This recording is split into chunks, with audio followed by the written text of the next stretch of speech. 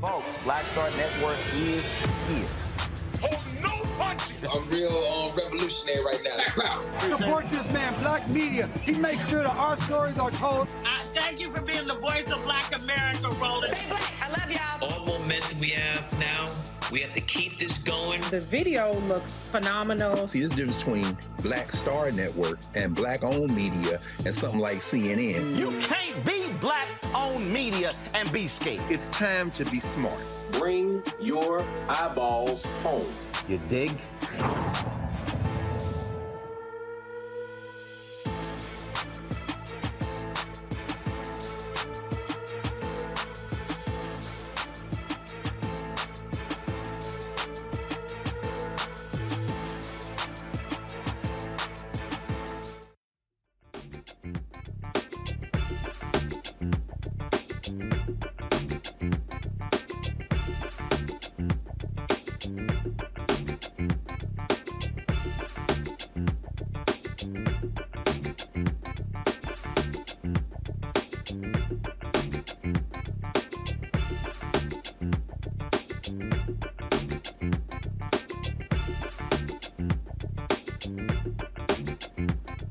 Today is Wednesday, September 14, 2022. Coming up on Roland Martin Unfiltered, streaming live on the Black Star Network. R. Kelly found guilty.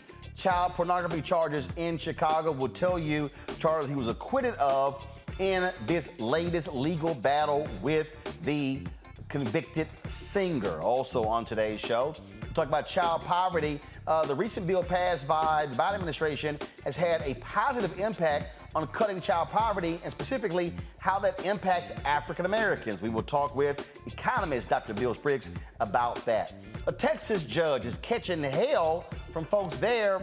Why? What is going on in Texas with black judges? She'll join us, as well as her attorney, to break this down. Also, Tyler Perry talks about the need for black and other folks in Hollywood to have the skill set before they get bigger jobs. He takes on diversity in Hollywood, saying it's not good to appoint folks to higher positions who may not be ready for it. Some folks have taken exception to what he said. I will break that thing down. We got that and lots more to cover right here on Roland Martin Unfiltered on the Black Star Network. It is time to bring the funk. Let's go.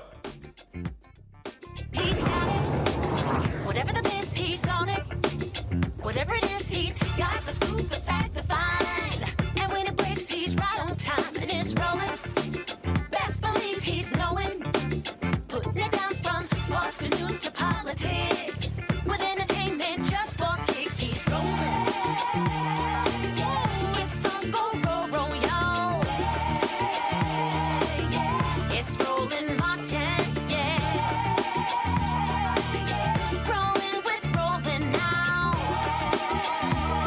He's funk, he's fresh, he's real, the best, you know he's rolling Martin now.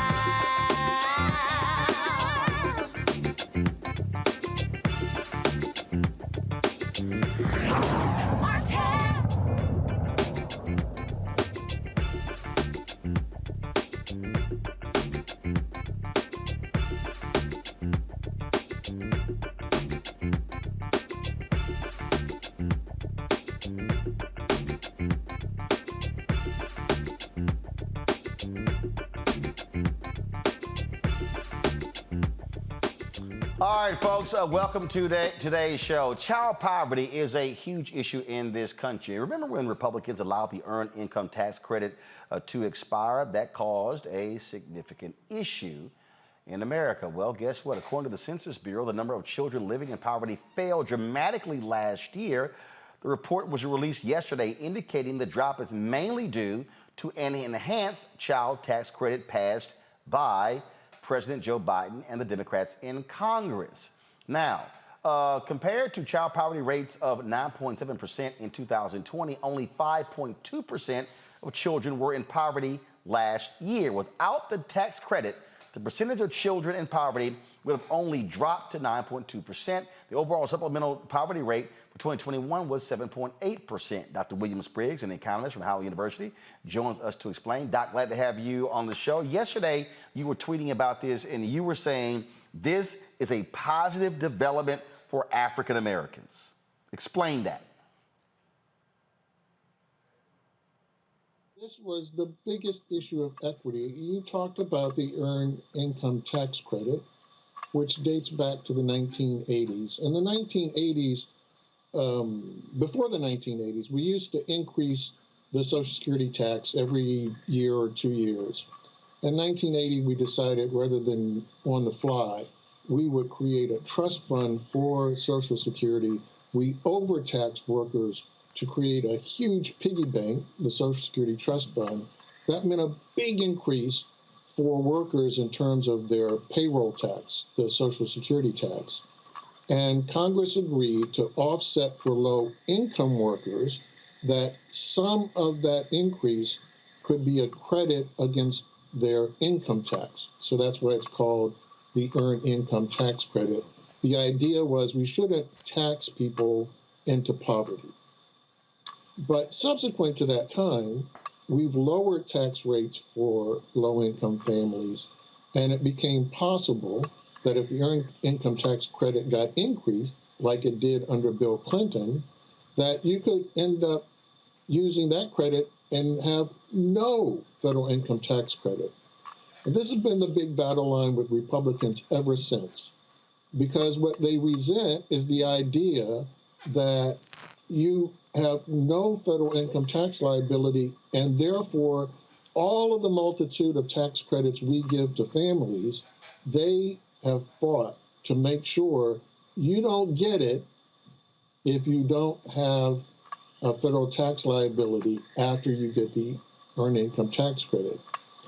Because close to 35% of Black children live in poverty, a large share of Black children get the benefit in their household of an Earned Income Tax Credit, but the child tax credit that everybody else gets had been denied to Black families, many Black families, because they didn't have this positive federal tax liability. What President Biden did was two things. One, he increased the child tax credit because during the pandemic, families were stressed with, how do I take care of my kids?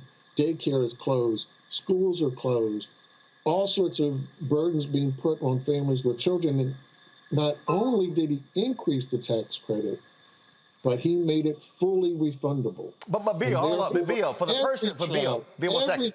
Bill, hold on, Bill. For the people who don't have children, okay, first of all, the earned income tax credit, how much money are we talking about? Well, we're talking about a couple of $1,000s per family. If you are single, you also get the earned income tax credit. There is a tax credit for single men, for families that don't have children. You are eligible for the earned income tax credit if you're a low-wage worker. So we're talking about smaller if you're a man with no kids, and it's smaller for families with no kids. But the earned income tax credit is for everyone. Okay, so we talk about this earned income tax credit. That's money you're getting back, and obviously it's up to a certain income. So the people out there who have been struggling, I mean, this is money that they're getting back, they're saving, and it's going directly for the cost of groceries and things along those lines. And the reality is Republicans have been fighting this, trying to get rid of it, which is stupid because it's a bunch of broke-ass white conservative Republicans in red states who benefit from the earned income tax credit. I mean, they would literally rather give tax breaks to rich corporations than to regular, ordinary people. Oh, absolutely. And they defunded the Internal Revenue Service, but kept the part of the Internal Revenue Service that audited the earned income tax credit because Republicans hate it so much. The IRS is required to do lots of audits of people who get it to make sure that there's no fraud for getting a couple of $100s back for the taxes that you pay if you're low income, to prevent you from being taxed into poverty. So we have to understand the full dimension in which not only do they not like it, but they go after the people who get it, and they always fought against anyone getting any other tax credit that everybody else was getting. So understand the weirdness that the child tax credit, which everybody got who had a child, went to high-income families, but lower-income families didn't get the child tax credit until President Biden said, no, this is for every American child. And suddenly, Black families got the child tax credit. Not only did they get it, but rather than get it in one lump sum, like you do the earned income tax credit when you file your taxes when they're due in April, he made sure that they got it on time so they could anticipate and use it. So this was a credit that you got every month. And this helps you with all of the uncertainties that happen. You know, your child fell down, you got to go take them to the doctor. You find out they need braces. They get sick and you have to stay home 3 days from work because they're sick and there's no child care. That money was the contingency money to help families out. And finally, Black families got it. Well, again, thank goodness we had folks who actually cared about those children and who made this happen. Again, it was Republicans who allowed it to expire, did not want to provide these tax credits, and so now we actually have them. Bill, thanks for breaking it down for us.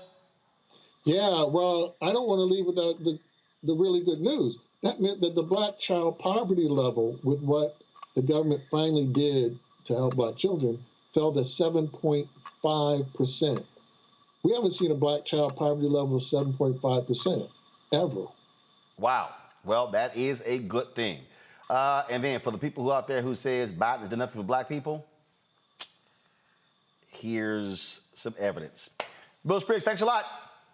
Thank you for having me. All right, let's bring my panel right now. Joining me is Dr. Larry J. Walker, Assistant Professor, University of Central Florida. Also joining us is Kelly Bethea, Communications Strategist. We'll be joined later by Robert Patillo, Executive Director, Rainbow Push Coalition, Peachtree Street Project. Glad to have both of y'all with us.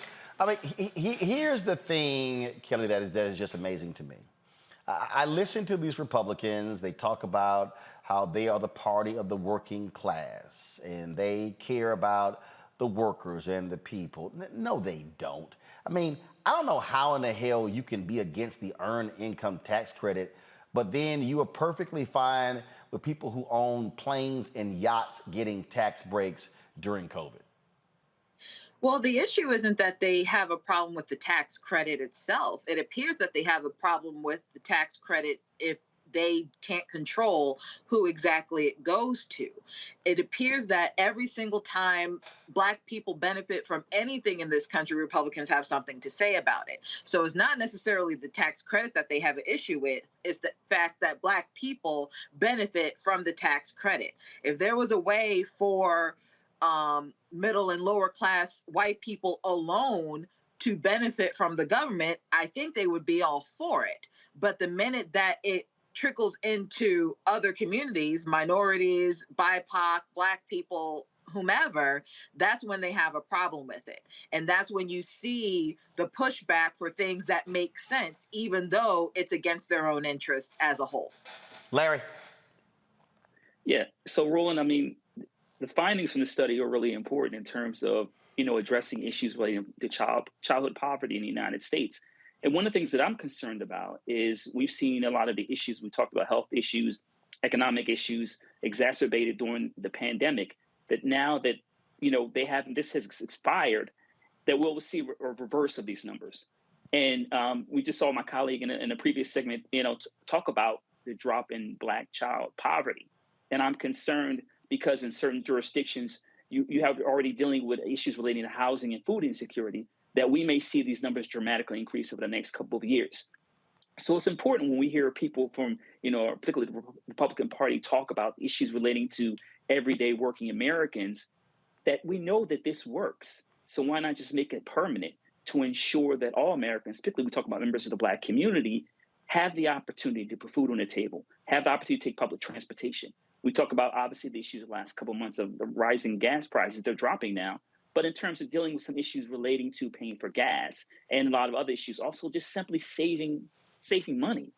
So once again, this is really important if you talk about this conversation about caring about all Americans, that we make sure that that these kind of tax codes are permanent to ensure that all Americans are benefit from it, particularly when we talk about members of the Black community. Indeed. Yesterday, Senator Lindsey Graham introduced a bill trying to get a national ban on abortion after 15 weeks. Now, another hot button issue. Republicans are freaking out over Senator Chuck Schumer trying to push forward a vote on a same-sex marriage bill. 47 Republicans voted for that bill in the House. It passed easily in the House because all Democrats voted for it. Now they are concerned about it coming up in the Senate. Now, of course, Senator Rob Portman of Ohio, he's saying that, go ahead and show it, come on. He's saying that, oh, this is all about political schedule here for Senator Chuck Schumer. Well, tough, Senator Portman. That's what politics is. Get to it. I mean, bottom line is, this is exactly what Schumer should be doing.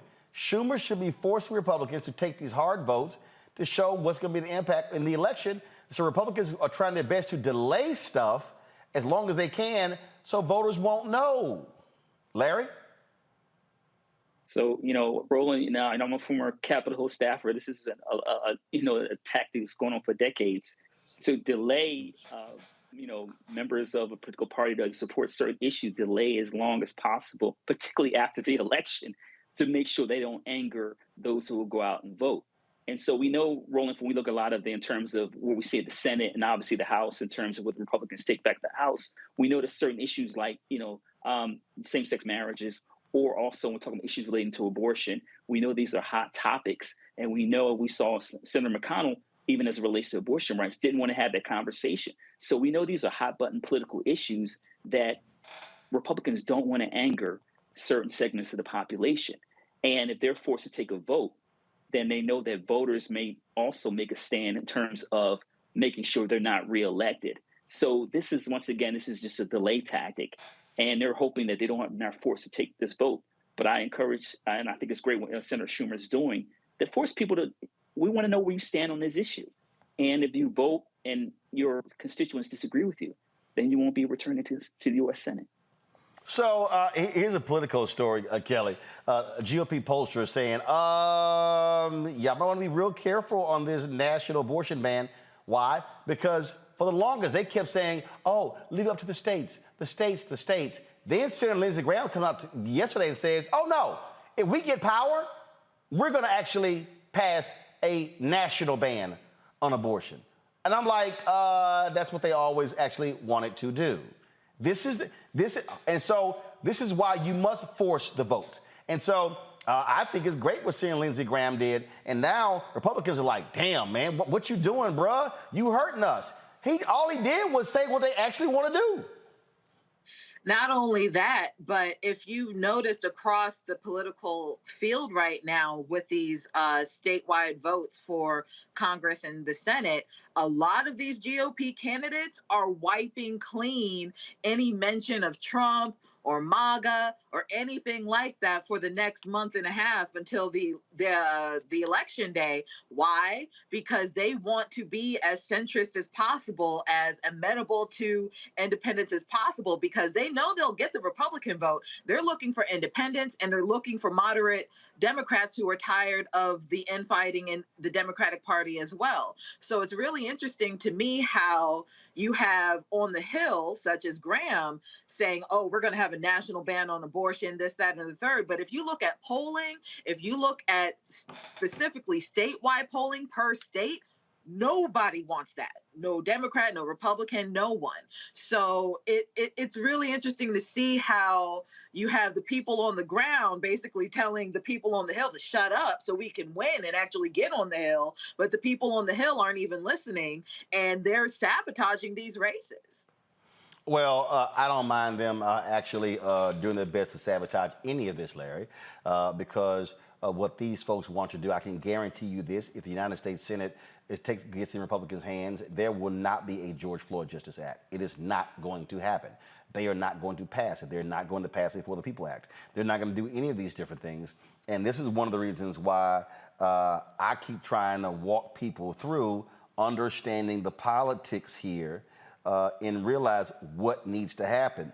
If Democrats are able to win in Wisconsin, in North Carolina, in Pennsylvania, if they're able to hold in Georgia, hold in Arizona, hold in New Hampshire, then all of a sudden hold in Colorado, now what you're talking about is, and potential pickups in Florida as well, they could be looking at a 55-45 majority, 56-44, and then you've now eliminated, if you will, Senator Manchin and Senator Kristen Sinema from being able to control your entire legislative agenda.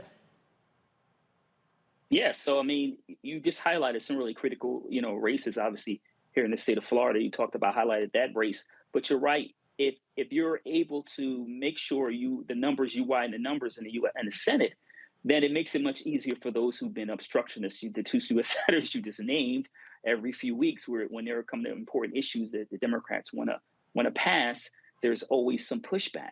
So once again, like I said, if you get particularly more progressive members of the U.S. Senate from various states throughout the United States, then it's more likely that issues you just described, the George Floyd Act, Voting Rights Act, and some other more important issues that, progressives and a lot of moderates and even some Republicans support, you're less likely to have to deal with, like I said, obstructionists. But it's really important, once again, Roland, you talk about, in terms of, widening the gap in the Senate. It's important that in terms of what the Democrats do is make sure they give people, particularly Black folks, a reason to come out and vote. Obviously, Black people realize there are a lot of important issues, voting rights, obviously, and police reform, abortion issues, et cetera. But it's also incumbent on Democrats to make sure they're putting money in Black media. I know you talked about that a lot, to make sure the message is getting out to Black folks of why this election in November is so important. And that's the thing. I was looking at something a little bit earlier where it says that a few weeks ago, Mandela Barnes was +6 in the polling against Senator Ron Johnson. Now it's Johnson up 149-48. And it's going to be a tough election. What I keep saying, Kelly, to any Democrat, any person who wants to vote Democrat, act as if your candidate is down 5 points.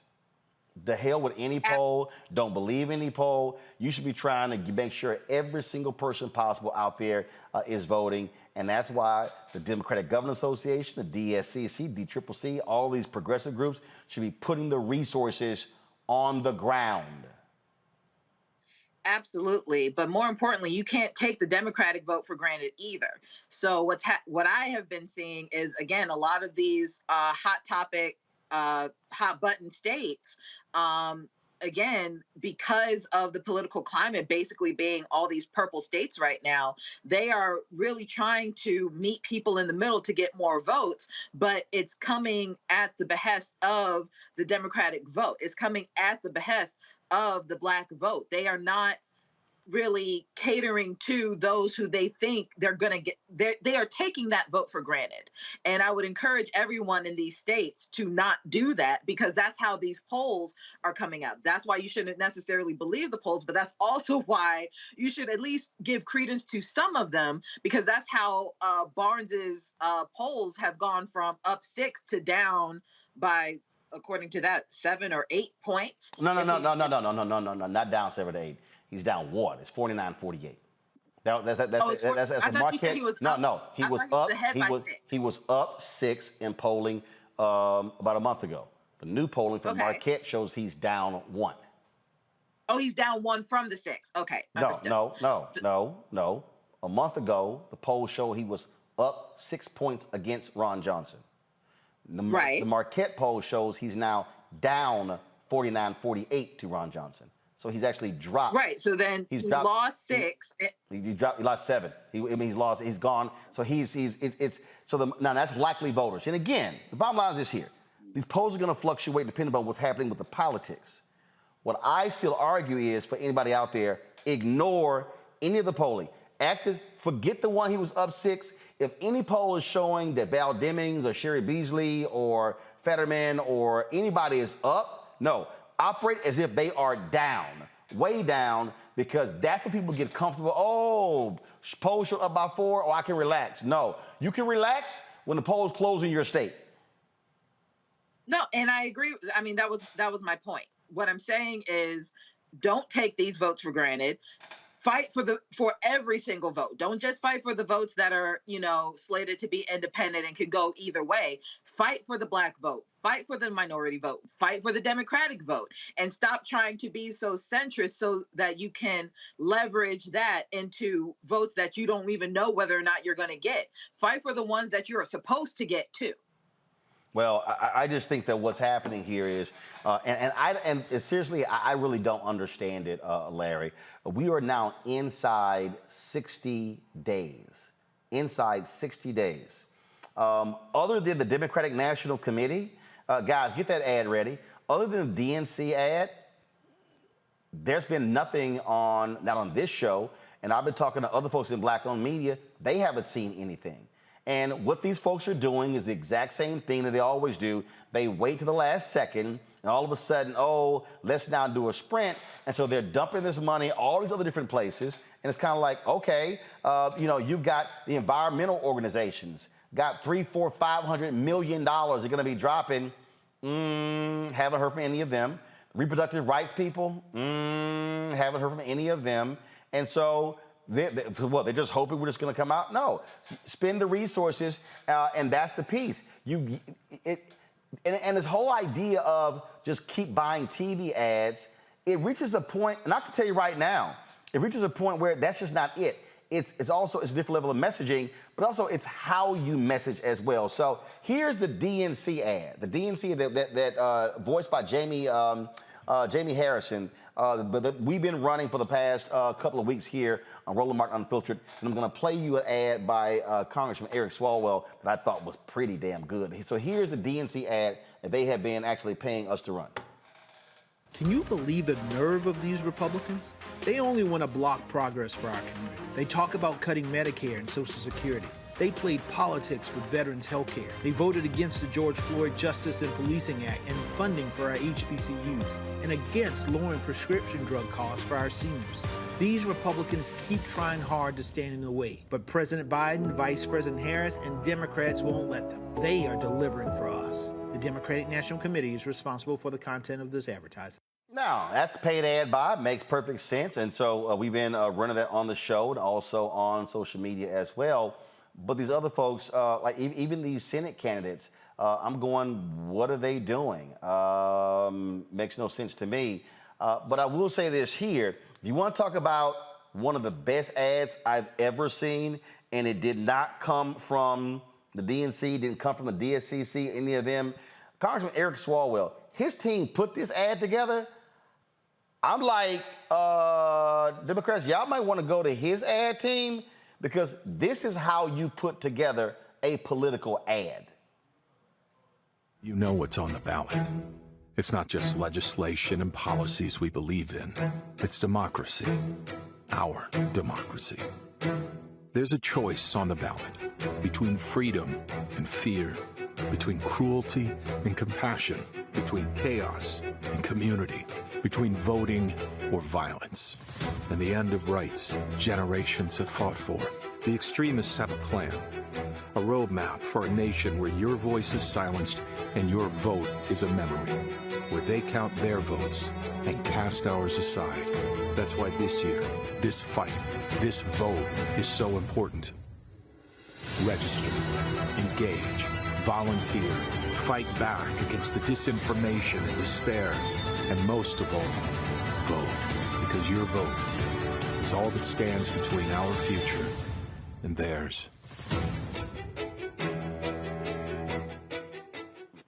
That was a damn good ad. I would say that he hires the folks with the Lincoln Project. And again, when I'm talking about how do you speak to people, here's a Lincoln Project ad that's specifically talking to women and the power of the female vote. They want us to feel defeated. They tell us there's nothing we can do to stop a Republican wave. We proved them wrong. In one of the most conservative states in the country, voters, led by a quiet army of patriotic, determined women, said enough to radical Republicans invading our privacy, our bedrooms and bathrooms, and our liberties.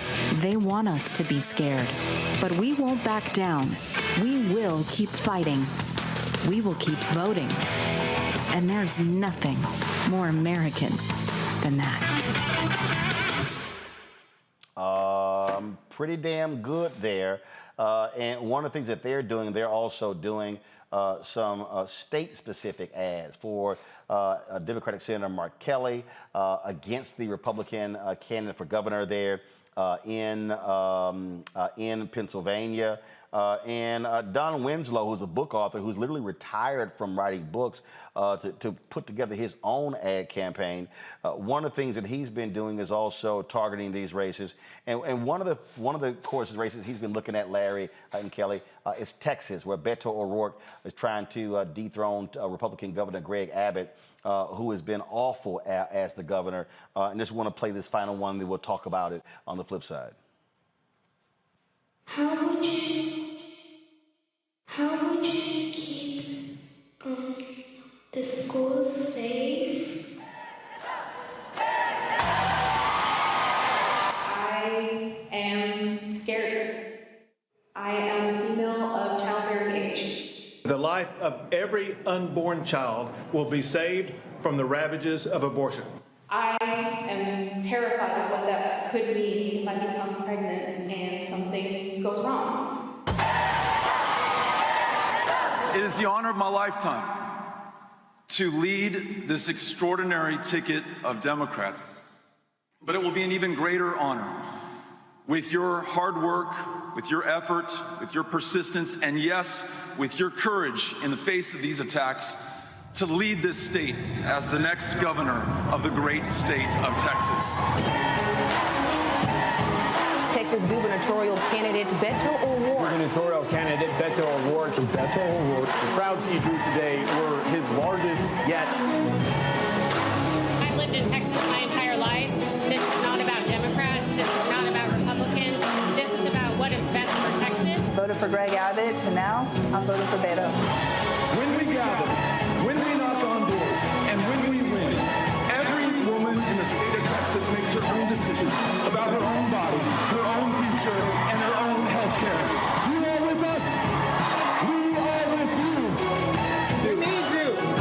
Doing everything I can to keep well registered and ready to vote. I love it, Stephanie. You can buy 2 or more if you want to, AR-15s, hundreds of rounds of ammunition. This is on you until you choose to do something different. This will continue to happen. Somebody needs to stand up for the children of this state and take that weapon that was originally designed for use on the battlefields in Vietnam.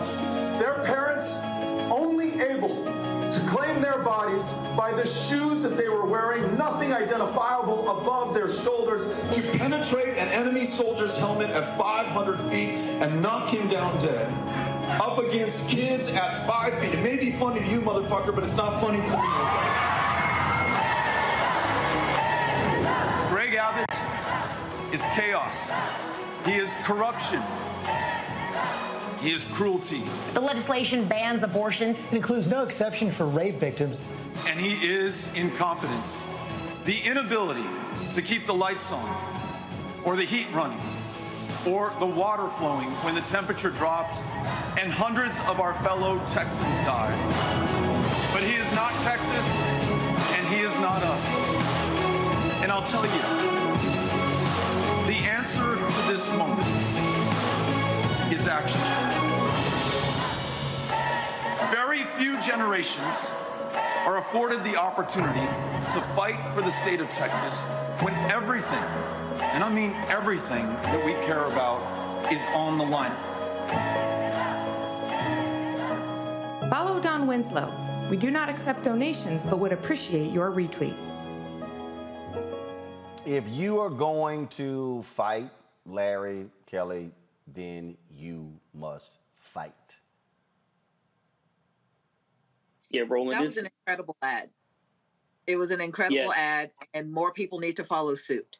Again, to my point about a lot of these candidates becoming centrist all of a sudden for the sake of a vote that they haven't even, claimed yet. Ads like this is what gets you votes. Positions like this is what gets you votes.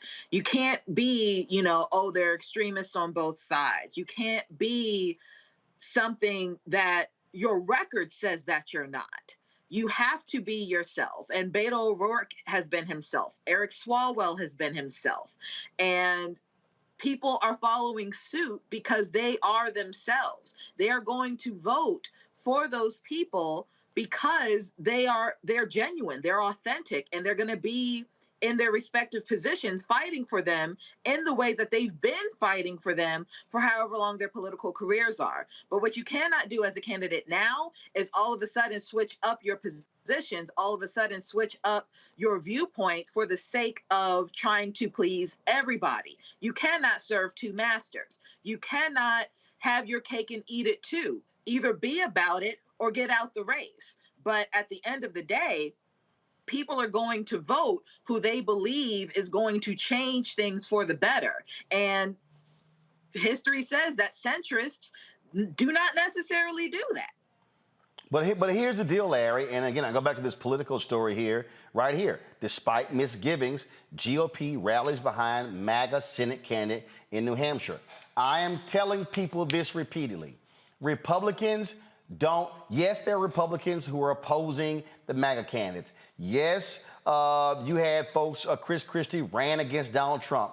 But what happened when Trump won the nomination? They fell in line. And these folks are falling in line, which is why I keep saying you can't trust them. You got to defeat all of them. An age-old political idea is people want to, even, for some, particularly the Republican Party, for individuals who are extreme right, as far right as you can get, insurrectionists, et cetera. You're right, Roland, but we've seen this play out in the elections over the last couple of years.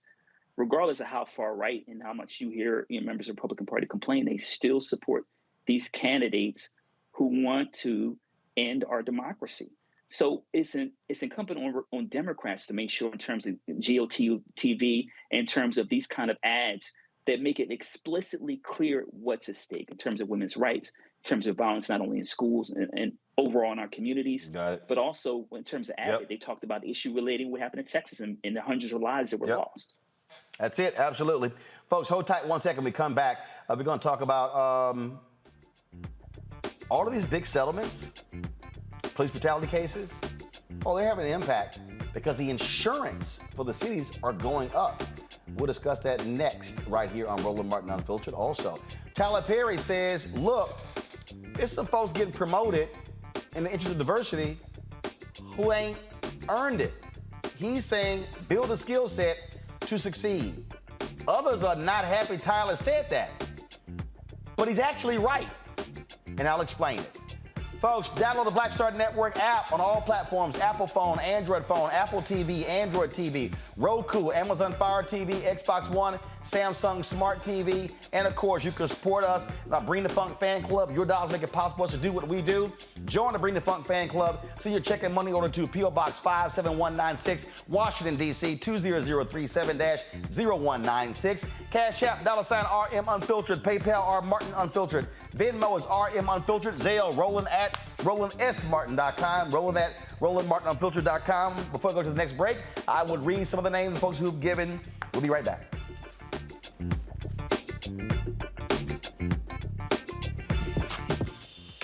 When we invest in ourselves, our glow, our vision, our vibe, we all shine. Together, we are black beyond measure. Hatred on the streets, a horrific scene, a white nationalist rally that descended into deadly violence. White people are losing their damn minds. As an angry pro-Trump mob storms the U.S. Capitol, we've seen shooting. We're about to see the rise of what I call white minority resistance. We have seen white folks in this country who simply cannot tolerate black folks voting. I think what we're seeing is the inevitable result of violent denial. This is part of American history. Every time that people of color have made progress, whether real or symbolic, there has been what Carol Anderson at Emory University calls white rage as a backlash. This is the rise of the Proud Boys and the Boogaloo Boys. America, there's going to be more of this. Here's all the Proud Boys, guys. This country is getting increasingly racist in its behaviors and its attitudes because of the fear of white people. The fear that they're taking our jobs, they're taking our resources, they're taking our women. This is white fear.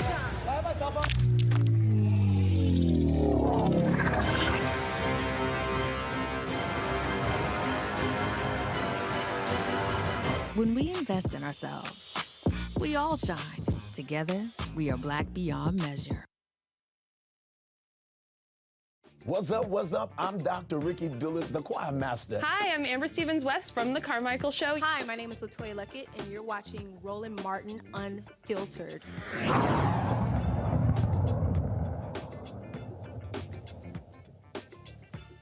All right, I have been telling y'all money talks and nothing else matters. If you're talking about America, you got to deal with the money. So what's happening with police brutality cases? Insurance companies are now saying, cities, unless y'all do something about police brutality, y'all can't get no insurance from us. And let me tell you something. Cities do not want to be on the hook for paying out $50, $100, $200 million in settlements. What has happened is and see, all y'all people out there who keep saying protests don't matter, this is where you're wrong. Because what we have seen in the last 5 to 8 years, we've seen a dramatic increase in the settlements in these cases. It used to be, it might be 100,000, 200,000. Now you're seeing 2 million, 3 million, 5 million, 10 million, 15 million, 27 million. Well, the insurance companies are one who are on the hook. And they're like, yo, we ain't doing this anymore. And so that's what's going on right now all across the country where the insurance companies are forcing the change. Joining us right now is former Sergeant Cheryl Dorsey, formerly of the Los Angeles Police Department. Glad to have you here, Cheryl. This is the thing right here. Money always matters in America. And so here we are talking about, oh my God, we need the George Floyd Justice Act, we need this, that, and the other. But the reality is, when you start affecting the money, when you start hitting cops' pensions, but in this case, when the insurance companies said to the cities, no, y'all keep playing around, we're not gonna cover you with insurance, then the cities are gonna get real about police brutality. Well, I mean, listen, that works for small departments, right? But if you're talking about a large police department like LAPD or LA County Sheriff's Department, New York PD, they have a whole different setup. And so they're not really worried about insurance. They have taxpayer money that goes into, air quotes, special funds. And so they have an abundance of money that's available to them. There's 18,000 police departments. And a lot of people think when you talk about a police department, you're talking big numbers. We know that in Uvalde, that police department is going to have to come out of their pocket for massive amounts of money. But listen, there was only 6 of them. That was their department. And so while it sounds good and sexy, don't get twisted. Don't be fooled. But this is where I'm still talking about, from the money standpoint. This is where residents in these cities need to be saying, no, we're not going to allow you to keep using taxpayer money paying these settlements. And so I keep saying, folks have to go to the pressure point, and it's always the money. As long as the cop knows I ain't got to pay nothing, ain't no skin off my back, yo, I'm good. No, you start hitting the money, that's when all of a sudden folks gonna realize, I'm gonna think twice before I pull this baton out. I'm gonna think twice before I pull this gun out. I agree with that, but again, the money is not coming from the police officers, and so absolutely we need to do something to deter this bad behavior. Because listen, have you seen a cessation in police use of force, in deadly use of force? It continues, and part of it has to do with qualified immunity. That's what gives officers shelter. That's what prevents an individual officer from being held financially liable, as well as that agency, AKA taxpayer. Robert, bring you in here. To me, this is where, again, if you're trying to change something, you bring the pressure to bear on all points at all times in order to affect change. That's how it actually can happen. You're correct on that. I think you have to have the judicial aspect of this, where you continue to have settlements in court. You have to have the public policy aspect of it, where you can go to the polls, change your mayor, change your city council, change your policies that are put in place. And then also, as was just said, we have to attack qualified immunity for police officers, because at the same time that you're hitting the cities in the pocket, we need to have the ability to hit these officers directly in the pocket. So I don't think any effort is lost effort. It's a contained circle. The more continuous pressure we can put on at all corners to make sure that these officers are brought to justice, and that the ones who are serial offenders are no longer police officers, and to ensure that we're changing standards and practices, training procedures across the country to make these rare, if not singular events when they take place, instead of being rampant as they are today. I think all those efforts are necessary. And as long as we can work towards that goal, I think we all need to be pushing in that same direction. But even when we talk about those, Cheryl, you mentioned these smaller departments, this is also what's going to happen is they're going to be trying to look to folks, maybe states and whatever. And again, people have to, I think the strategies are different. This is what I explain to people, we connect the dots.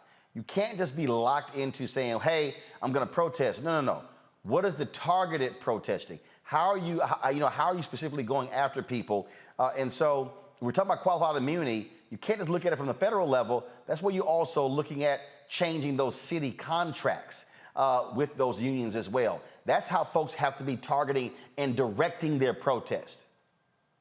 Absolutely. And you have to understand that, whatever happens on a federal, national level really has little to do with the local politics, because police chiefs have tremendous autonomy. Those are their fiefdoms. Those are their kingdoms. They are in charge, and they pretty much get to do what they want. I mean, you have independent civilian review boards like we do here in LA, the police commission. They make recommendations, and that's all it is. If a police chief doesn't agree with it, then they just say, thank you for the recommendation, and they continue on business as usual. Police departments only do when they're forced, a la consent decrees, reviews and being looked at by the DOJ for civil rights violations. And so it's so important that we get involved, to get engaged, and stay that way. Larry? Roland, these issues in terms of these payouts, we've done, like you said, we've seen a dramatic increase in the amount of money jurisdictions are forced to pay because of behaviors of, one or several members of their police department. But the bottom line is voters have to hold people up, in terms of, you talked about the contracts and negotiate with the unions, but also in terms of elected officials, hold them responsible in terms of making sure they hire someone who's a police chief to make sure they hold these individuals responsible. But you're right, Roland, the bottom line is if you start if that money that has to be paid out comes out of someone's pocket that is responsible for creating this deed, then you'll dramatically, I'm assuming you'll see a dramatic change in what happens in terms of interaction with law enforcement, particularly with those with Black folks. But once again, we have to hold people responsible who are forcing, taxpayers to pay millions of dollars, like you said, in some of these payouts. Kelly, money. And I think as these cases continue and the payouts increase, you're going to see people understanding, wait a minute, what the hell are we doing? This is also where I believe, if you're talking about Democrats and Republicans, where if you are one trying to change it, you should be challenging these so-called fake-ass fiscal conservatives who say nothing about these millions and billions being paid out. Oh, they care about everything else. They care about somebody,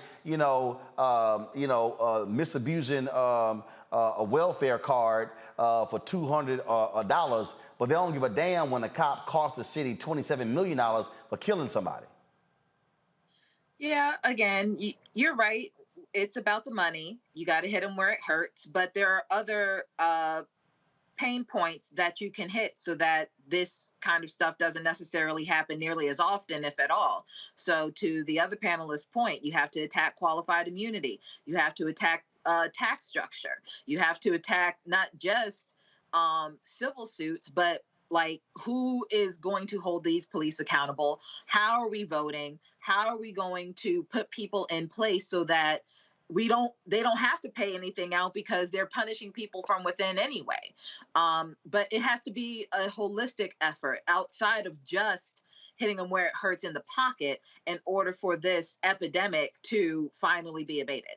And Cheryl, and I think what you're seeing, you saw what happened in Maryland, where the governor vetoed a bill dealing with the Officers' Bill of Rights. The legislature overrode his veto. People have to begin to exercise their power, and too often what has happened is the right has said, oh, Democrats, you're soft on the crime, which forces them to try to, oh, no, I'm not, and to appease law enforcement. No, this can't be appeasement. Someone has to be willing to stand up, and even we see it now, all the lies about, oh, the explosion in crime. We've seen how they look, they recalled a DA in San Francisco, and crime did not go up.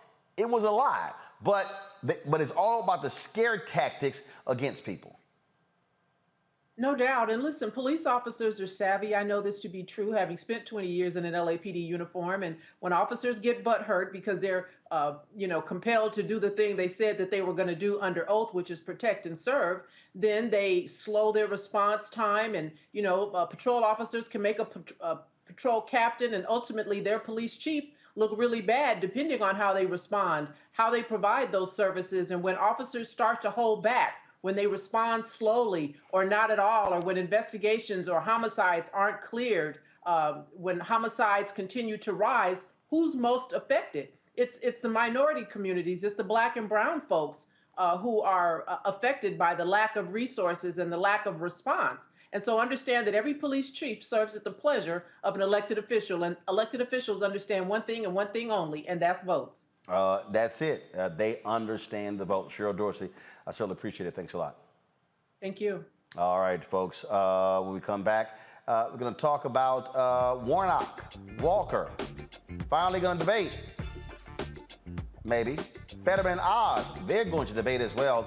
And we'll talk about Tyler Perry's comments regarding diversity in Hollywood. It rankles some because he said there are some Black folks and others who are getting the jobs based upon diversity who don't need to be there because they aren't trained to do the jobs.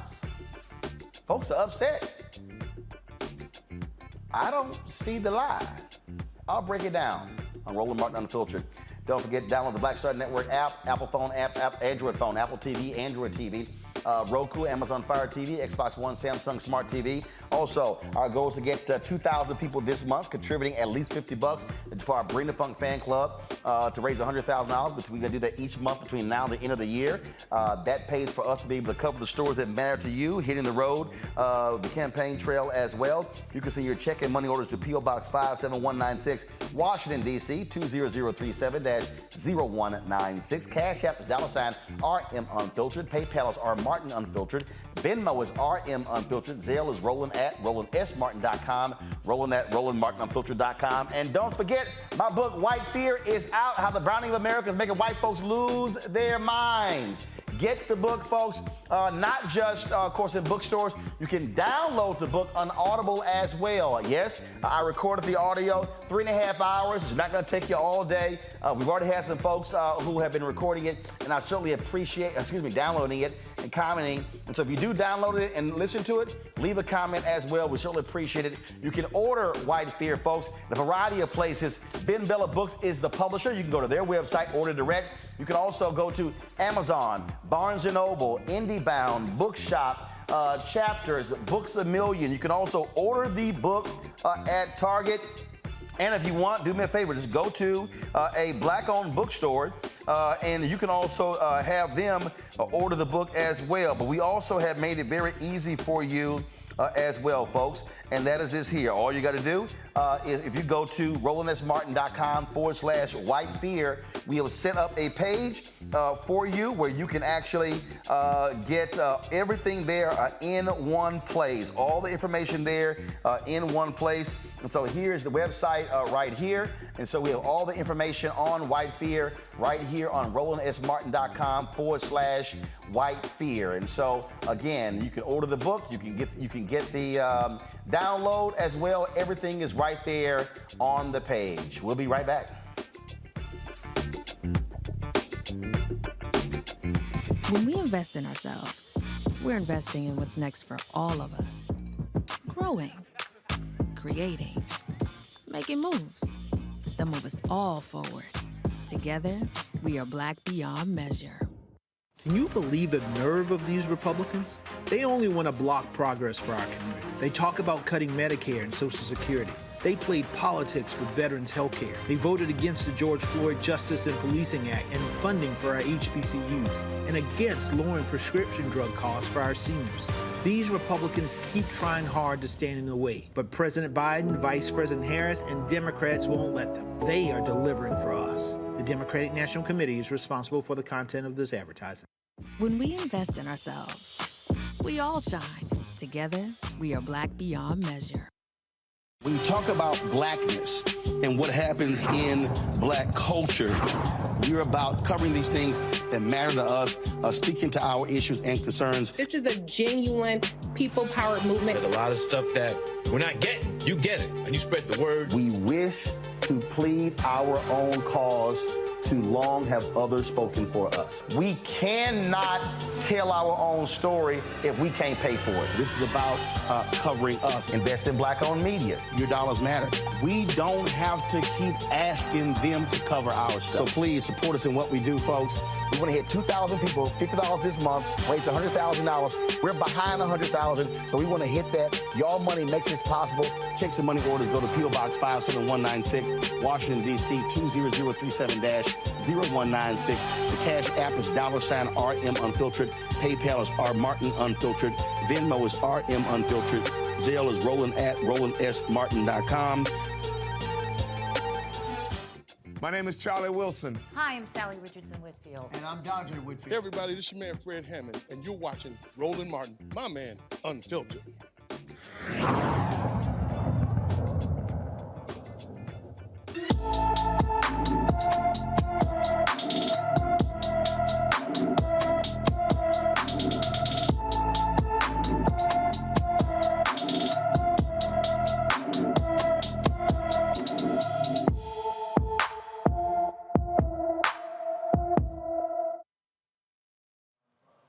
Breonna Fields was last seen in Little Rock, Arkansas, September 2nd. The 15-year-old is 5 feet tall, weighs 110 pounds with black hair and brown eyes.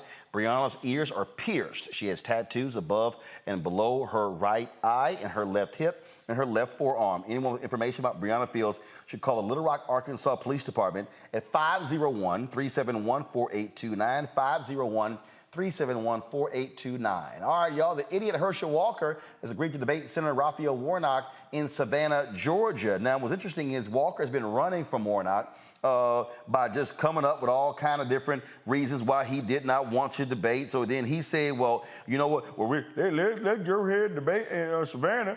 And then Warnock was like, fine, you want to debate in Savannah? I'll show up in Savannah and debate your dumb ass. And so again, that's going to be October 14th. Now, Warnock is requesting an additional debate take place in either Macon or Atlanta, but Walker has not accepted the invitation for a second matchup. When you look at the polling data, it's very tight between the two. According to the latest Insider Advantage Fox 5 poll, Walker has a 3-point lead over Senator Raphael Warnock. Roberts, you're there in Georgia. Walker don't want any of that smoke. And so he's trying, I mean, I guess maybe if he talks about football, maybe that might work, but I don't even think so. But he really does not want to debate Warnock. He's brought in a whole new campaign team. They try to turn his campaign around. But, you know, again, but he's riding that MAGA wave of those, we know, white Republicans in Georgia who will vote for an idiot over somebody who's smart and brilliant. Yeah, you know, and I don't think it's fair to call Herschel Walker an idiot. He's an idiot. Woman. No. He don't think we should be mean to call him an idiot. No. I'm not, Robert, I'm not being mean. I'm being factual. Roland, being factual, he is a woman-beating idiot. Thank you. Hold up. No, if we really want to be factual, he's a woman-beaten, lying about being an FBI agent, lying about graduating the top of his class, lying about owning a business idiot. Did I leave anything out? Yes, you forgot he has 12 personalities. Okay.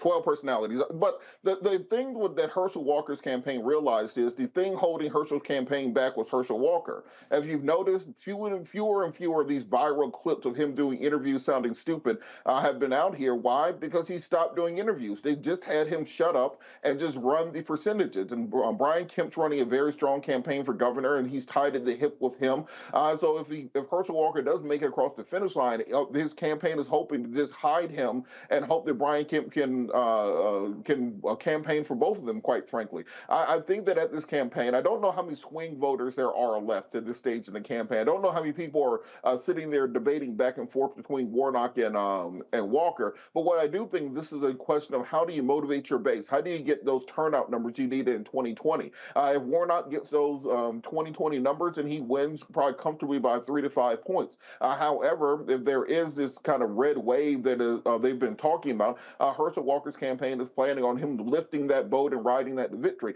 Herschel Walker's been running for Senate for 2 years. He has not released a health care plan, a plan on education, a plan on infrastructure, Social Security, anything. He's just, I'm Herschel Walker and I'm a Republican, and that's pretty much the messaging, and that's actually working thus far. The thing here, Kelly, is I keep saying Republicans don't care. You already got Tommy Tuberville in the United States Senate from Alabama, and he truly is dumb as hell. I mean, you got that fool Ronnie Jackson in Texas, who was the former White House doctor. True idiot. He's dumb. Louis Gohmert is leaving Congress, and for the longest, he's been the dumbest member of Congress. The GOP doesn't care. They care about winning. And it's unfortunate because it's coming at the expense of the lack of intelligence of these candidates and these people. They are leveraging they're leveraging idiots for a vote, and it's sad that we are being by we I just mean Black people in general. They are being tokenized by this party for the sake of power. It is clear that Herschel Walker is in no way qualified to be a candidate of anything. And yet, because of the thirst for power, he is being propped up in the polls. He's being propped up in this party that does not care about him whatsoever. It is sad. Like, yeah, we can make jokes about it. I've certainly thrown out a few, but at the end of the day, it really is pathetic and on some level just sad seeing this man being I don't know whether he's being taken advantage of so much as he's just simply being tokenized, but either way, it is a sad situation that he is putting himself through, and people are also putting him through. Bottom line to me, Larry, if you're dumb, I'm going to call you dumb. That's what he is. The man has no business being anywhere near the United States Senate. Yeah, so, his campaign reminds me when Chuck D from Public Enemy said, every brother ain't a brother. Herschel Walker was just recently complaining about too many trees. But you have people in the state of Georgia willing to vote for him.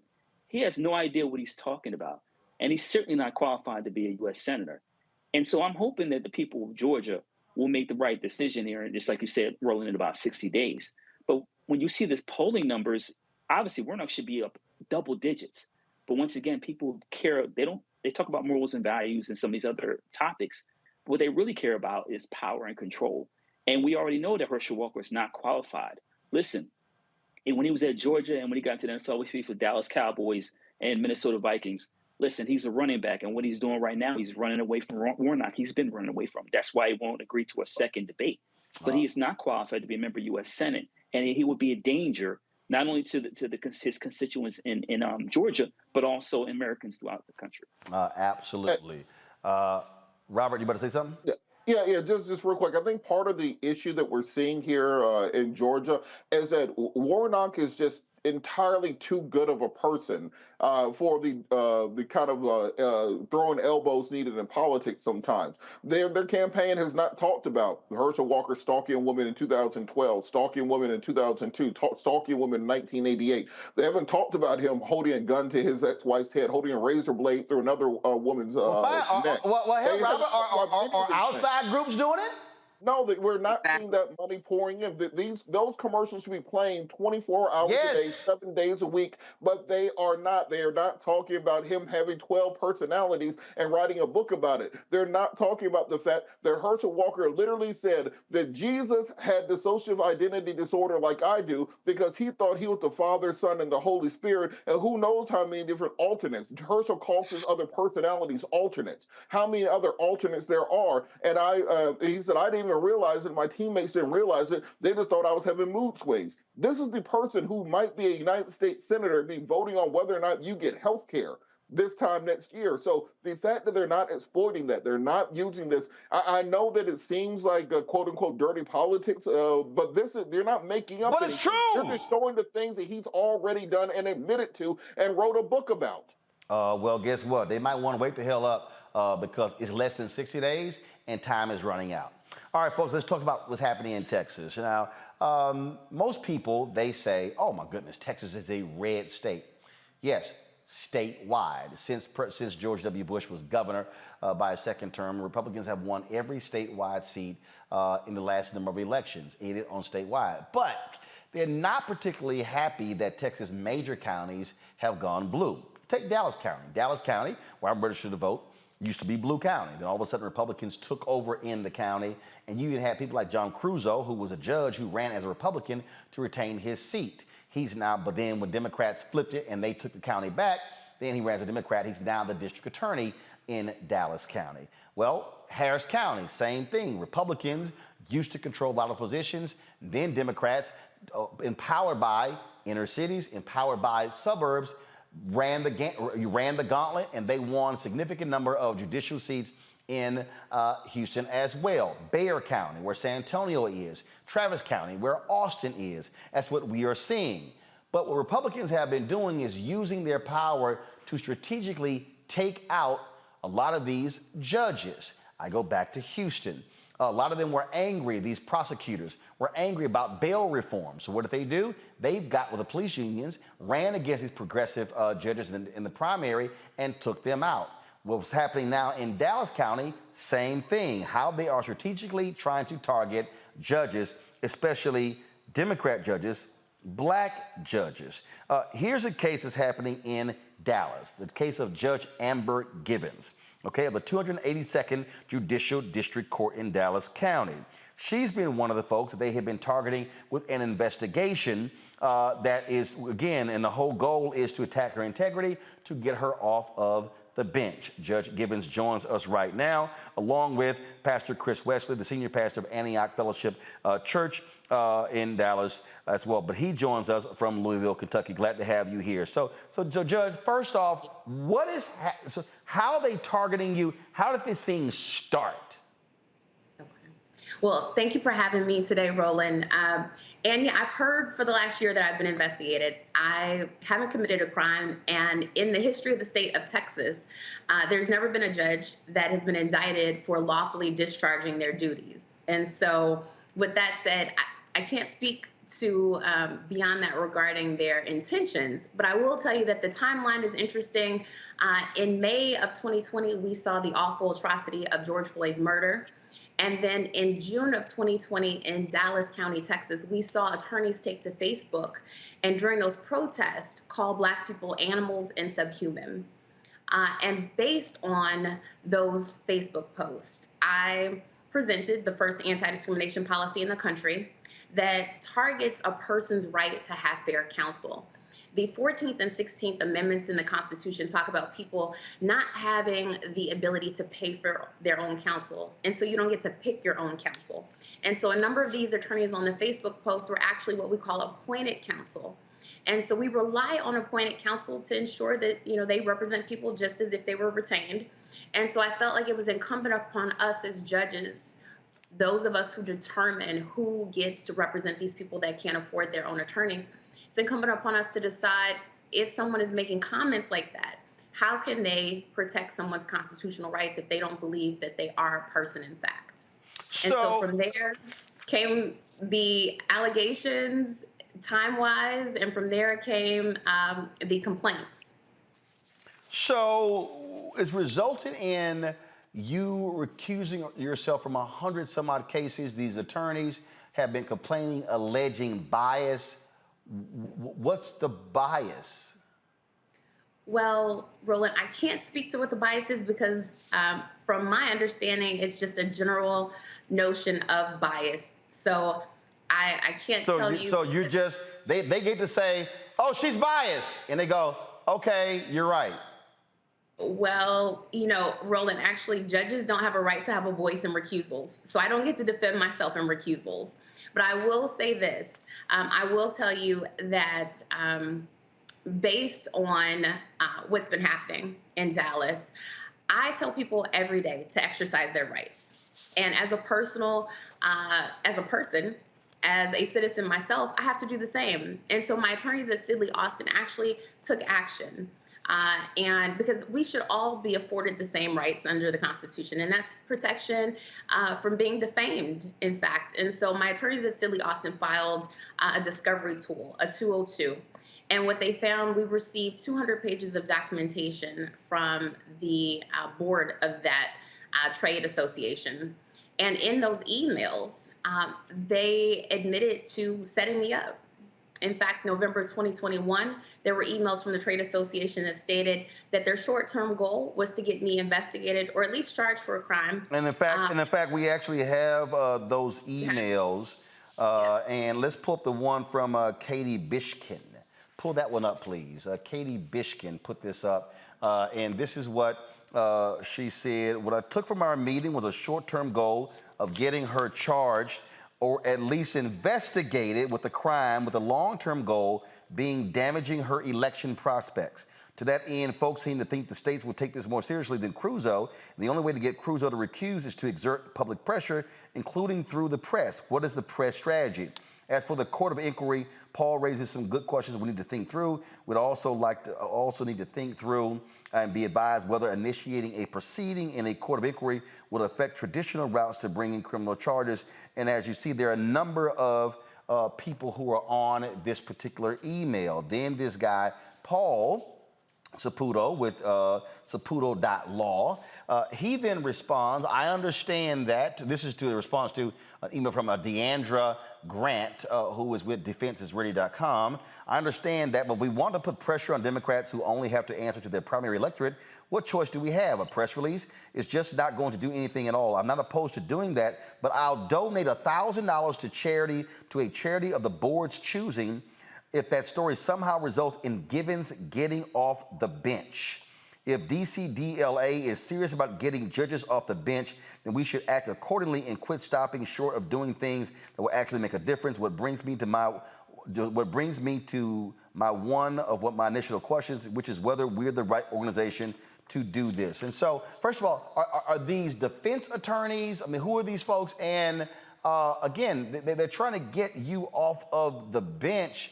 I'm still just understanding why. Are they mad that you ruled against them? Are they mad that you've thrown them in jail for contempt of court? Why are these attorneys so pissed off at you? Well, Roland, I'll say this. I think it's important to understand the backdrop in Dallas County, Texas, and just to share a bit of a history lesson. So in the 1960s, 70s, and the mid-80s, the DA's office had a manual called the Sparling Memo. And that memo gave the prosecutors instructions on how to get rid of certain ethnic groups from jury panels, people that had certain religious beliefs, and educated women, in fact.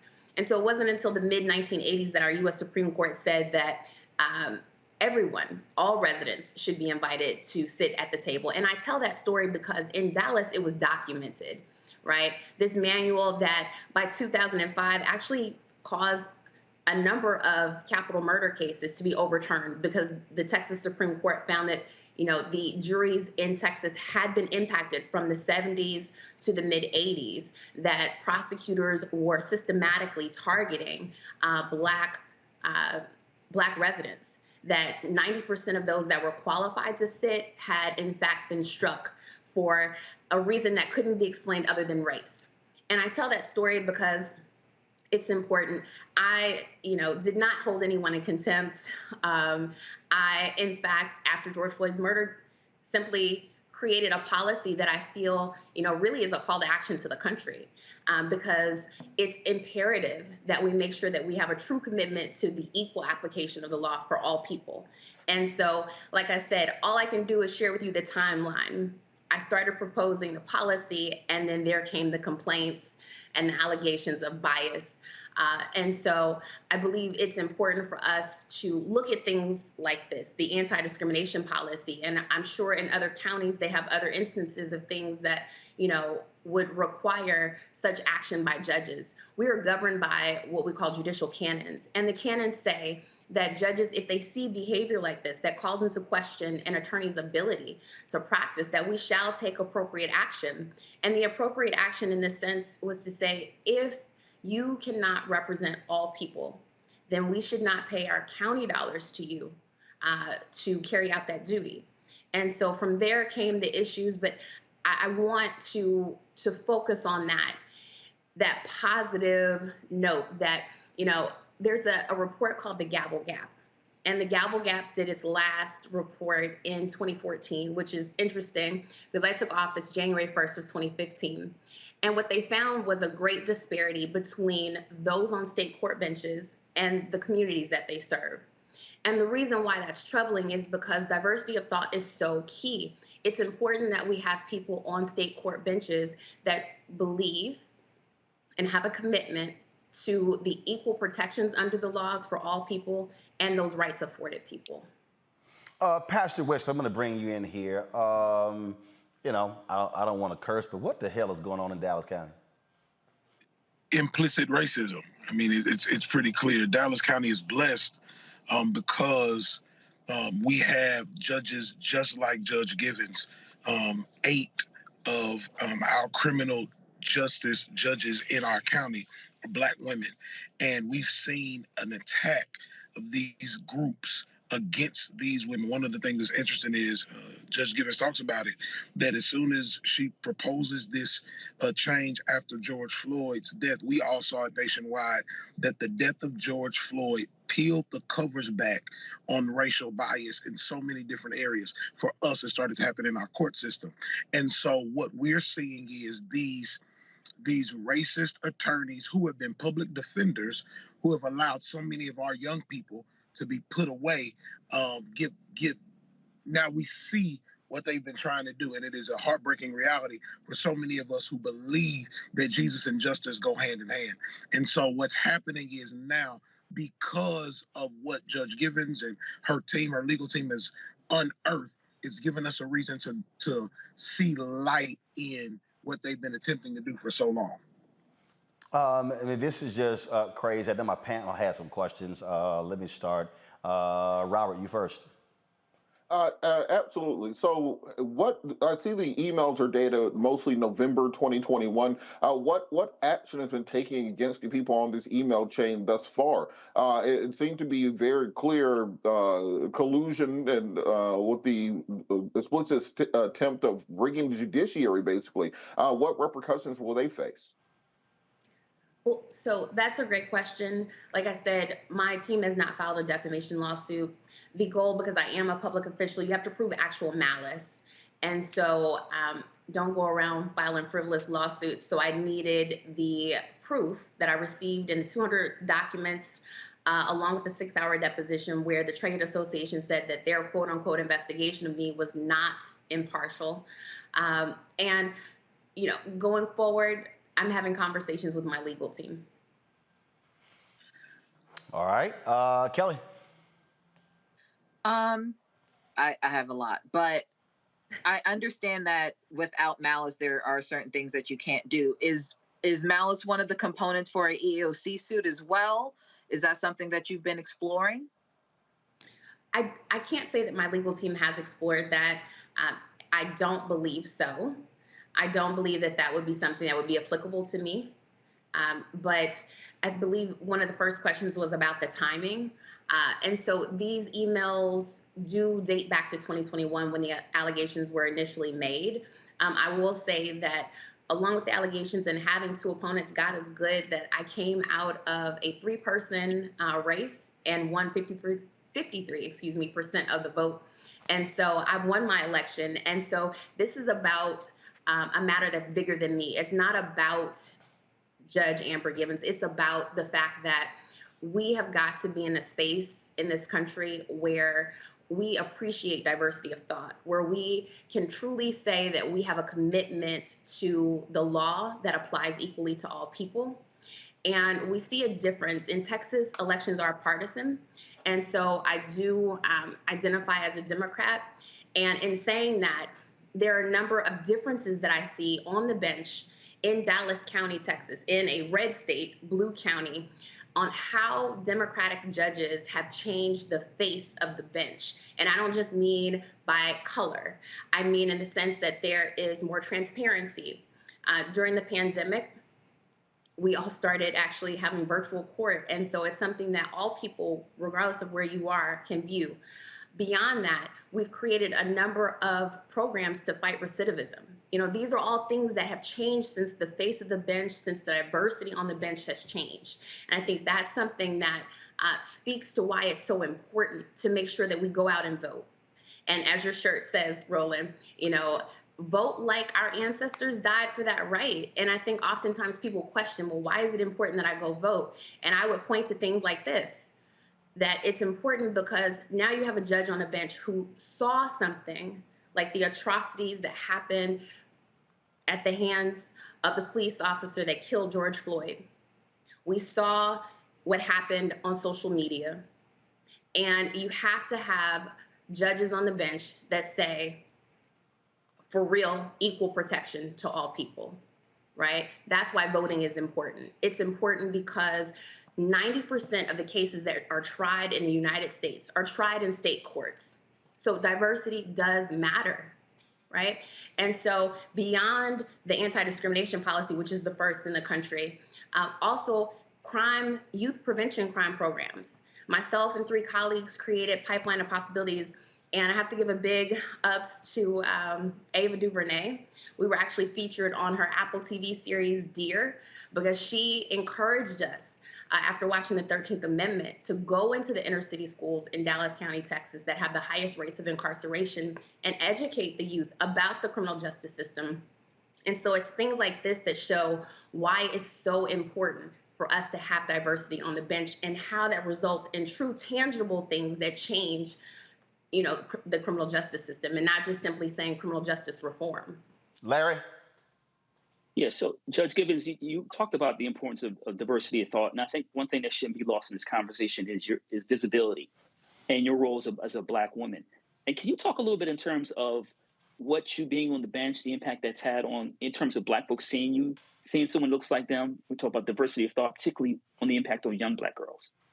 Yes. So it's funny that you bring that point up because in 2019 I was presiding over a murder case, and it was the first time I allowed, I guess, the case to be streamed. And I didn't know what that meant. Even though I'm young, I didn't know that it meant that they were going to be streaming on Facebook. And so the verdict came out, and when I got back to my chambers, I mean, things really do go down in the DMs. I don't DM like that, but I had like 500 plus DMs. And there were people sharing with me that they appreciated me in the virtual courtroom world. And I was thinking, okay, all I did was show up and do my job. But for them, it was about my appearance. And I would say 98% of the comments were positive, but there were that 2% I did get caught in the comments just a tad.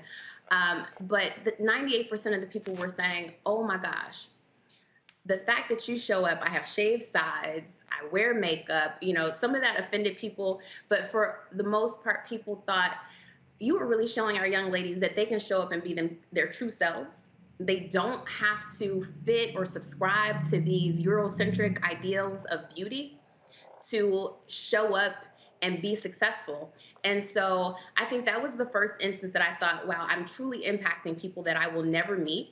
You know, the people in society that have been marginalized. You know, I myself am one of 7 kids. I was raised in St. Louis, Missouri, and I'm actually in the criminal justice system because my oldest brother was incarcerated twice. And so I found purpose in my pain, which is why, you know, sitting on the bench for me, as I said, diversity does matter. And it shows up for me in the way that it's not a 9-to-5 job for me. I show up and I've committed myself to bridging the gap between the courthouse and the community in Dallas County by not only showing up and protecting all people, but also giving back to make sure that we don't have young people coming before us that don't need to. By also making sure that I fight recidivism by giving people access to resources that historically haven't had that access. And so when you ask about representation and how it's impacted young women, I get letters from all over the world that say, Judge Gibbons, I actually had a little girl in Florida who beads for therapy. She's autistic. She said, you know what? Oh my gosh, you mean adults get bullied too? And to see you stand up and say, you know, I am who I am, and I can be myself, shave sides, doesn't, you know, impact the fact that I'm licensed in New York to practice and Texas to practice. And I've been on the bench for over 8 years and served as a prosecutor for over 8 years. So to the young ladies out there, I've heard that it just encourages them that it's okay to show up as themselves. And that means a great deal to me. So, Pastor, well, first of all, what's next? I mean, how does this end? Where does this thing go? It's important for us as a community, one, to not fall for the manipulation tactics. That's one of the things that I've been, along with Judge Gibbons and others, as we seek to pull back the covers on what is being exposed, to inform our community that just because the media portrays a narrative about our judges, or just because there are attorneys that are saying things about our judges, that we fight for the truth, stand on the truth. And that's the first thing that's most important, that Judge Gibbons won our election, and that those tactics, those ploys did not work. You know, spiritually, we believe no weapon formed against us shall prosper. And that happened. The other thing is we have to continue to educate people on the criminal justice reform, and as a community, we have to come together and really have these conversations more often about these things that we're seeing, and blow the whistle on it. I think what's so important about this is all of this started from Facebook. A Facebook post that had a whole lot of negative comments actually became the thing that started the conversations about a lot of this reform. And so when you see something, say something, blow the whistle on it. Don't allow people to say whatever and then try to apologize for it on the back end of it. I think the beautiful thing that happened is when these comments started being made on Facebook, our community stood up, our judges stood up. And as we started to have these conversations to unearth some of this stuff, we're discovering that those tactics can't win when we keep the main thing the main thing. So that's what's next. We have to continue to vote. We have to continue to win at the polls. We have to continue to allow judges like Judge Givens the opportunity to continue to do what they're doing to help change our city and change our communities. So, Judge, what does this just continue? You have to keep recusing, you keep getting attacked, and I mean, how can you do your job? I mean, how does this thing end? If there's an investigation, who's doing it? What happens? Because you've been dealing with this for quite some time. Yeah, I mean, like I said, Roland, I hear there's an investigation going on that's been going on for over a year now. But I will tell you this, I'm not discouraged. And I'm not discouraged because I'm not here because, it looks good to don a black robe every day, right? I am here and I found, I told you I'm an elected official. I found my purpose and it led me to politics, right? And so I'm here not moved at all because the oath that I took to the people in Texas was that I would not fear criticism. I would commit to my oath and the law and the application of that. And despite what people might allege, I'm still committed. I show up to work every day. My attorneys, I'm sure, will handle anything if something comes up. But like I said, this investigation that's been going on for over a year now has not changed my commitment to the people of Dallas County, Texas. It's actually reminded me that, I'm not here just to have a space at the table. I'm here to make sure that I leave the system better than what I found it. And so it's actually kind of made me kind of dig my heels in even deeper to say that if I had to do it all over again, knowing what I would face, I would still do it. Because for those individuals that can't afford to pay for their own attorney, right? Even though you can't pay and you don't get to pick, doesn't mean you should be left with counsel that doesn't believe you deserve constitutional rights to be protected or that you even have them. And so at the end of the day, I believe that's the thing that turns people off about politics. They don't see enough of it that speaks to all people and protecting all people. And so for me, that's why I'm here. And so I will continue to do that. I think you'll hear more, Roland, about different projects that I have. I hope to stay in contact with you. Okay. All right. Well, sounds good. Be sure to let us know. And hopefully this madness will end soon. Yes. Thank you, Roland. All right. I appreciate it. Thank you so very much. Bye-bye. Folks, going to a break. We come back. We're going to talk Tyler Perry and diversity. His comments have rankled some. I don't see what the big deal is because he's right. We will explain and discuss next on Roland Martin Unfiltered on the Black Star Network. Don't forget, download the Black Star Network app. Apple phone, Android phone, Apple TV, Android TV. Come on, let's show it, y'all. Amazon Fire, Roku, Amazon Fire TV, Xbox One, Samsung Smart TV, and of course, you can also join our Bring the Funk fan club. Y'all, available, supporting us in what we do. Of course, check money orders. Go to P.O. Box 57196, Washington, D.C., 20037-0196. Cash App, $RM Unfiltered. PayPal is our Martin Unfiltered. Venmo is RM Unfiltered. Zelle is Roland at RolandSMartin.com. Roland at RolandMartinUnfiltered.com. We'll be right back.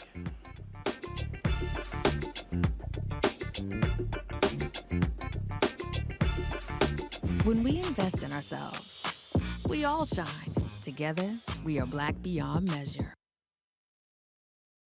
I remember being with The View when they said, we want to extend your contract. And I knew God said, it's time to move. It's time to go. And everybody was saying, Sherry, you got a great job. You're making all of this money. And I said, no, it's time. And they said, you ain't gonna be able to, you've been away from Hollywood. And I said, it's time to go. And when I didn't, that's when I realized I was about to go through this divorce and it was gonna be expensive, it was gonna be a lot.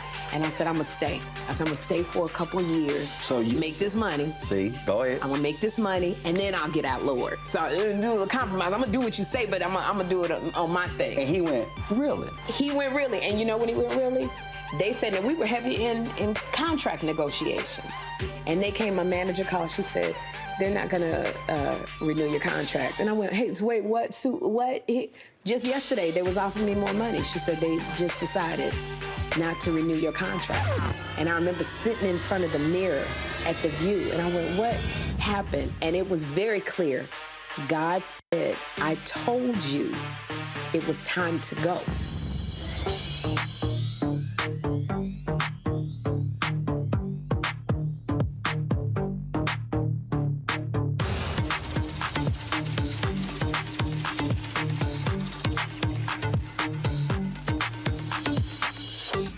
When we invest in ourselves, we're investing in what's next for all of us.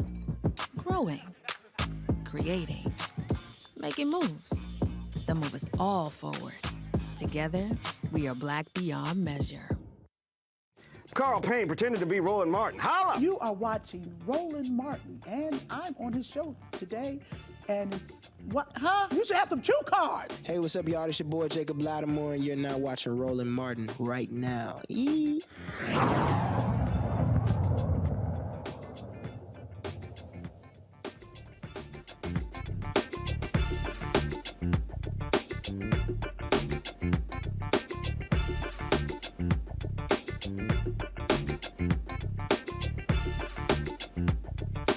All right, folks, Tyler Perry was in Toronto for the International Film Festival where he was premiering his new Netflix film, Jazzman Blues. It's first of all, he sent me the trailer. It's an unbelievable movie. I cannot wait to see it.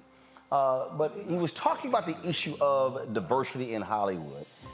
And he made some comments that some folk got really upset with, and I want to discuss it. So this is what Tyler said. He said, quote, I'm extremely excited for what has happened. The diversity, the choices, the opportunity. But I worry because there is such a push for diversity and push for hiring people of color that I have found in situations that there are people who can be pushed into seats they are not ready for. At Tyler Perry Studios, we trained so many people. We brought people in and they do an amazing job, but as soon as people are trained and they know the job, they're snatched up to go to some bigger production, which is fine because if you want to find people who know their job, if they can make it at my studio, they can make it anywhere. What I don't want to have is black people in seats that we weren't ready for. And then have people that are not black that were moved out of seats. If we didn't get qualifications, the teaching or the education to get there, then how are we given the seats so quickly? It's my hope that in all of this change and this push for there to be more inclusion, we're also providing time and training to make sure we can do a great job. Now, the comment went out, and I was reading a lot of the comments. People like, oh my goodness, what's wrong with Tyler? This is problematic. But I don't understand why folks are saying it's problematic, because what Tyler is saying is actually true. What Tyler is saying, I literally said the exact same thing to black journalists for years. And what I've said to people is, do not go for a job, do not try to demand a higher salary for a job if you are not ready for that job. Why? Because people are going to be judging you based upon the salary you negotiated. And if you don't deliver, what then happens is you have applied for it, you have gotten a job, and you're here and you don't do well, and it actually can knock you further back and make it harder for you to come back up. Now, let's be perfectly clear here. We know there are some white folks who have failed up repeatedly. We also know how this works. We ain't them. In media, white men are controlling and running major media. We know that. That's just the fact of the matter. But what must happen is we've got to ensure that we have developed the skill set, because what have we always been taught? You got to be twice as good. And we know this. And so when we're talking about jobs, and I've personally experienced it. And I think part of the problem here, to be real honest, is this is the difference between people who've only been employees and never been employers. Because when you've been an employer, you are on the other end. You're the one who has to deal with the person who thought they or said, I can do this, this, this, and then they couldn't. Y'all, we've been there. We've had folks apply for jobs. And I've been dealing with this when I ran the Dallas Weekly, when I ran the Houston Defender, when I ran the Chicago Defender, when I was the top editor at Tom Jones BlackAmericanWeb.com, when I was at Savoy Magazine's, with Savoy Magazine as the news editor. I've experienced this when running this show, owning this network. I experienced it when I was running TV One's Washington Watch, when I was the host and managing editor of TV One's News One Now. There are people who came through the door, oh, I can do this. Yes, I'm familiar with this. I'm familiar with that. Then they come in, can't do a damn thing. And you like, hell, now I'm stuck with their ass. We had somebody who applied for a job once, and this person was working in another place, and they applied for an on-air position. Started on Monday. We pulled them off the air on Friday. Talk about grand open, grand closing. We launched a show. We had a show. This cat, we started on Monday, took him out of the control room on Wednesday, fired him on Friday. Was awful. Wasn't ready for prime time. And that is the critical thing. Folks need to be ready. Folks need to be prepared, because what also then happens, and I guarantee you each one of my panelists have experienced this, I guarantee you somebody then goes, yeah, we tried to hire one of them. Yeah, we did. It didn't work out. And so what Tyler Perry is saying is, get your skills developed. So when you go into that position, when you step up and are ready for it, then, guess what? You can perform. Then, all of a sudden, you're in a position to grow and build and generate more money. And now you can bring in the next generation of people. Let me say this again for somebody who's listening and you may not fully understand what I'm talking about. Never go for a job that you are not ready for.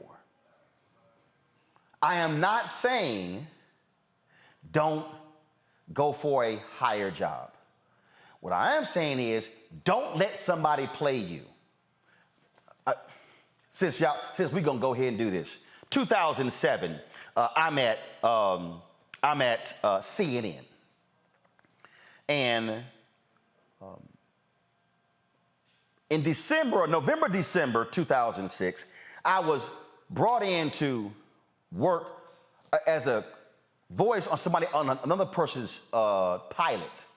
Okay, so I was the guest, but it was this other person's pilot.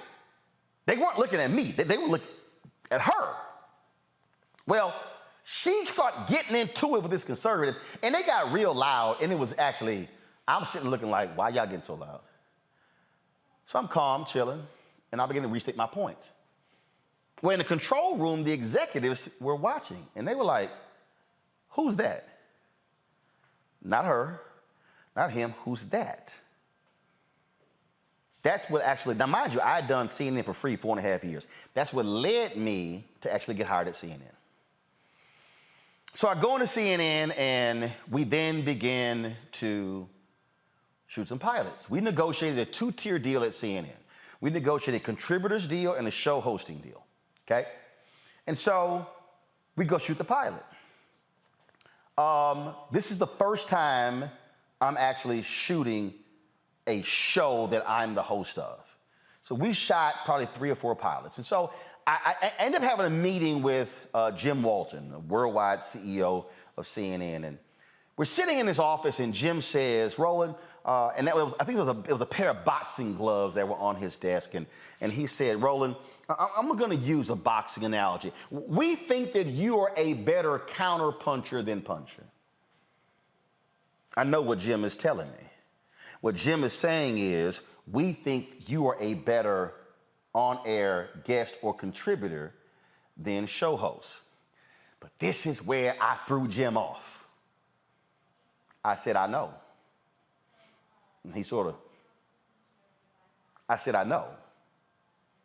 I said, so here's what I need you to do. I need you to connect me with your talent coaches.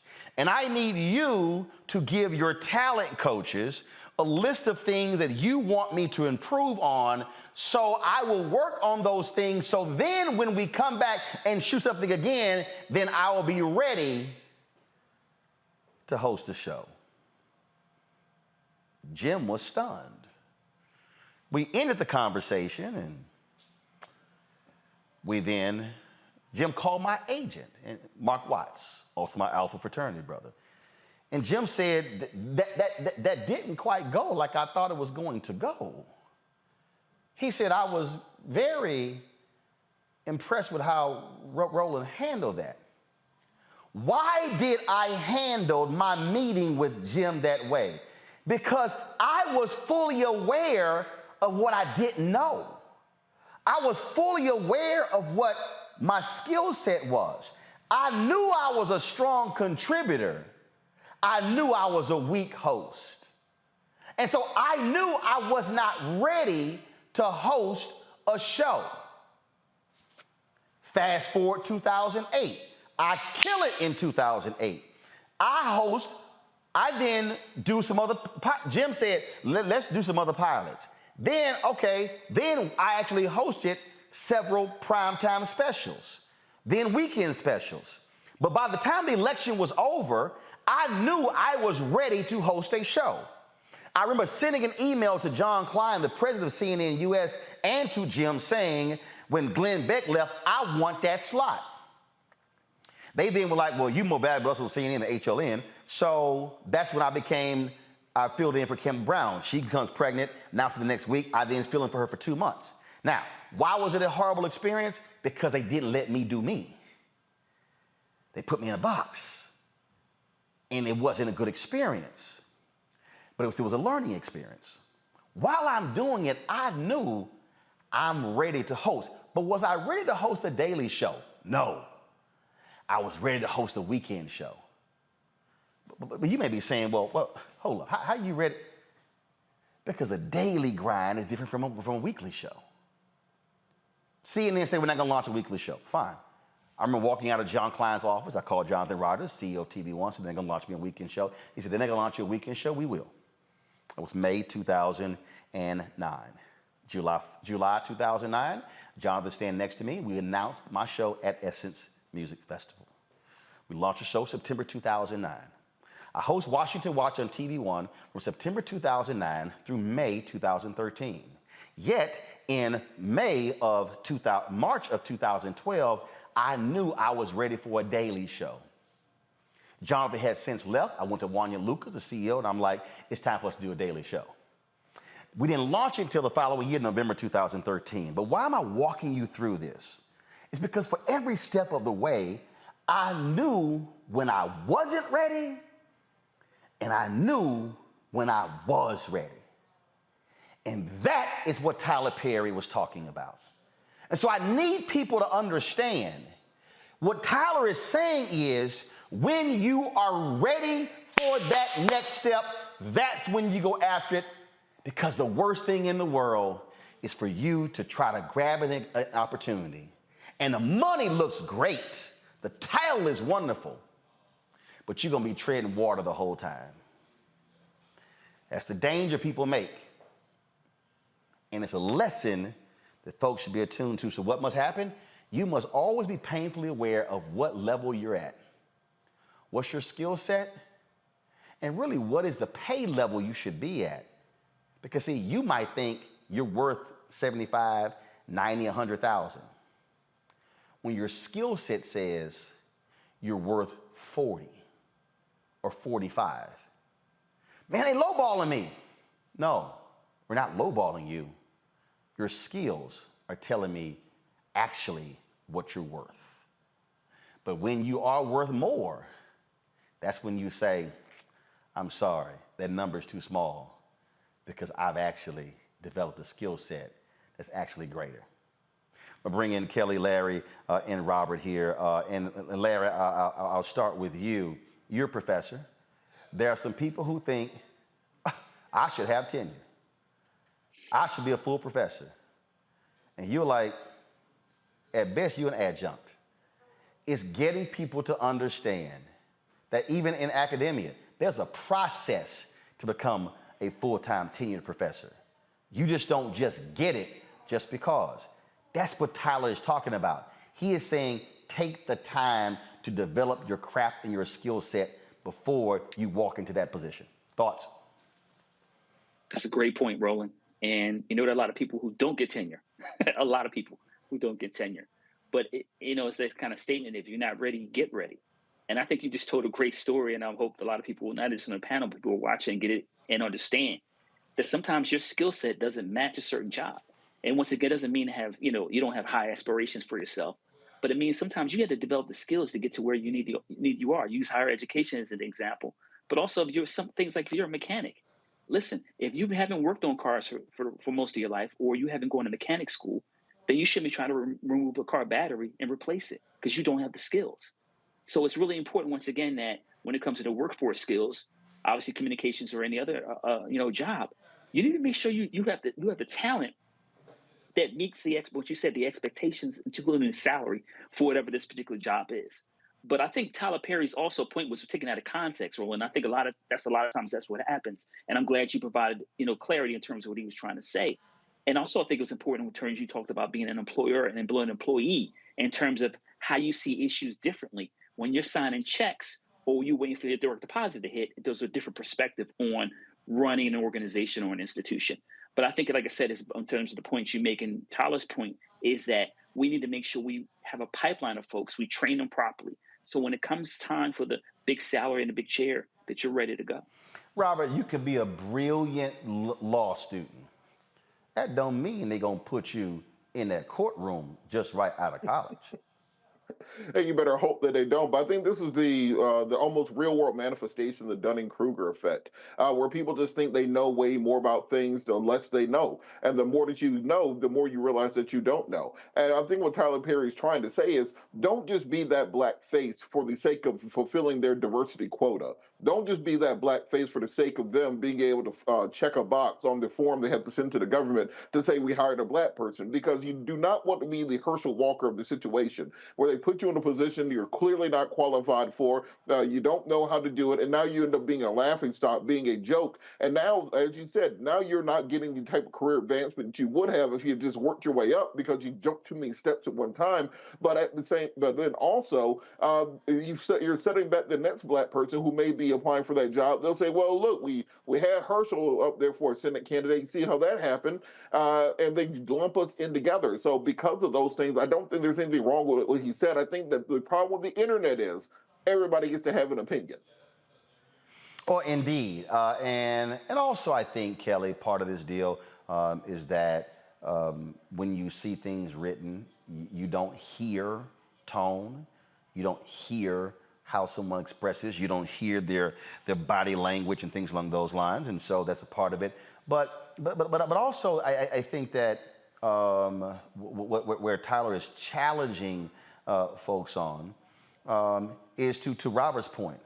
Don't get caught up in somebody else's diversity gains, because one, some folk could be setting you up for failure. That's one. But two, it's having, which is what I'm saying, having the sense to know yourself so well that you're smart enough to say, I'll pass. And they might say, well, what are you doing? Because I'm not ready. Not I'm not ready out of fear. I'm not ready because I'm scared. It's because if I know I'm not ready, that means there's some other stuff I need to work on. That's what he's talking about. But when you worked on that stuff, like for instance, I knew I was ready to host a weekly show. And after 3 years of hosting that weekly show, I knew I was ready to take on handling a daily show. And I get people pitching me ideas right now. Ro, I want a show. You ain't never hosted Jack. You actually think you can host a show? Because they think, Van Jones said this when he came to CNN. He's like, hey, because I basically helped teach Van how to do TV. Van was like, man, this Van said, man, we sit on our couch at home and we think we can do this. He said, this ain't no joke. I said, precisely, because I'm a pro. This is what I do. Amateurs sitting on the couch, and I wasn't degrading Van. But what I was saying is, you might know politics, you might know subject matter, but the art of communicating on television, that's a skill set that has to be developed and honed. Kelly? I definitely agree with you there. And upon reading Tyler Perry's statement, I agree. There's nothing there that I don't necessarily disagree with. What I will say is that in both examples, being Tyler Perry's and yours, there was still an environment in which there was a period of training. So in your case, you said, I'm not ready. Give me the tools to get ready. Tyler Perry is saying, you're not ready. Let me give you the tools to get ready. There are so many situations in the workplace and beyond in which there are no safe spaces to get ready. So I can understand how we as Black people and the like can get into situations in which we're not ready, but we feel like we're ready because that's all we know. And then we get in that situation, and then the aftermath is what you just described, and that's unfortunate. What I find even more unfortunate is that our white counterparts can get into those exact same situations and still fail up. And or as Paul Mooney said, they got the complexion for the protection. Correct. And it is unfortunate. I'm not saying that what we should do, what we shouldn't do. I'm just commenting on the situation that it is frustrating. It is incredibly frustrating as someone who has been on many sides of this conversation, most recently getting let go, not because I wasn't ready, but because I maybe was too ready. Who knows? But the people who were left in my stead were given the space to train to get ready for their next position because their complexion was their protection. Yes, I understand what you're saying. And in the realm of communications, this happens a lot. Like, I have been on your show for 3 years. I welcome the opportunity to be mentored by you because you are the best that I know.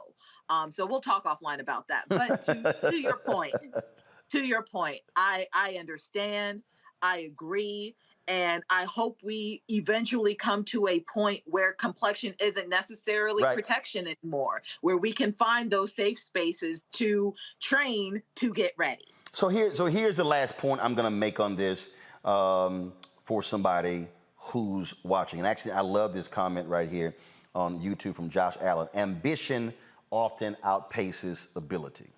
And so this final comment here to what Tyler Perry had to say.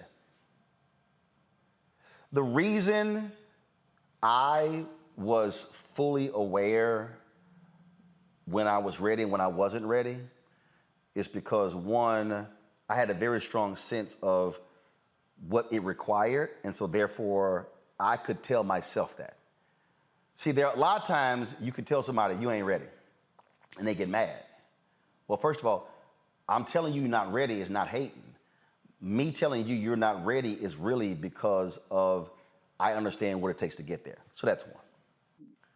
So what you need to do, and we're not talking just about Hollywood. Tyler's comments were about diversity in Hollywood. This same applies to any field. First, you should be aligning yourself with what Napoleon Hill calls a mastermind group. People around you who you're able to go to, talk to, and communicate with, who you can bounce things off of, run things by, and share with them. That's one. Two, you must be locked and loaded on professional development. That means joining organizations. For me, it was the National Association of Black Journalists. I had some alphas who were like, yo, man, all these years, you never came to the frat convention. No, I had enough money to go to one convention. It wasn't going to be alpha because my profession was NABJ. So by me going to NABJ and being there every year, I was able to talk to professionals about contracts, about opportunities, about how to negotiate things in the newsroom. I was learning the craft from them, and I was using that experience to bring back to the newsroom. And so that's called professional development. That's what Tyler was talking about. Pull up, I think it's the third quote, pull it up. That's what he's talking about. He's talking about you have to be able to create the space to train people to build those skill set right there. He says it. It's my hope that in all of this change and this push for there to be more inclusion, we're also providing time and training to make sure we can do a great job. That is it. I can't expect you to come out of school knowing how to use the Canon C300 and to shoot beautiful video. You have to be trained to do so. But that also means that you must have a willing mind to be trained. And that's the final point. If you want to achieve greatness, you got to put the work in. It ain't going to come just because you can wave in your degree.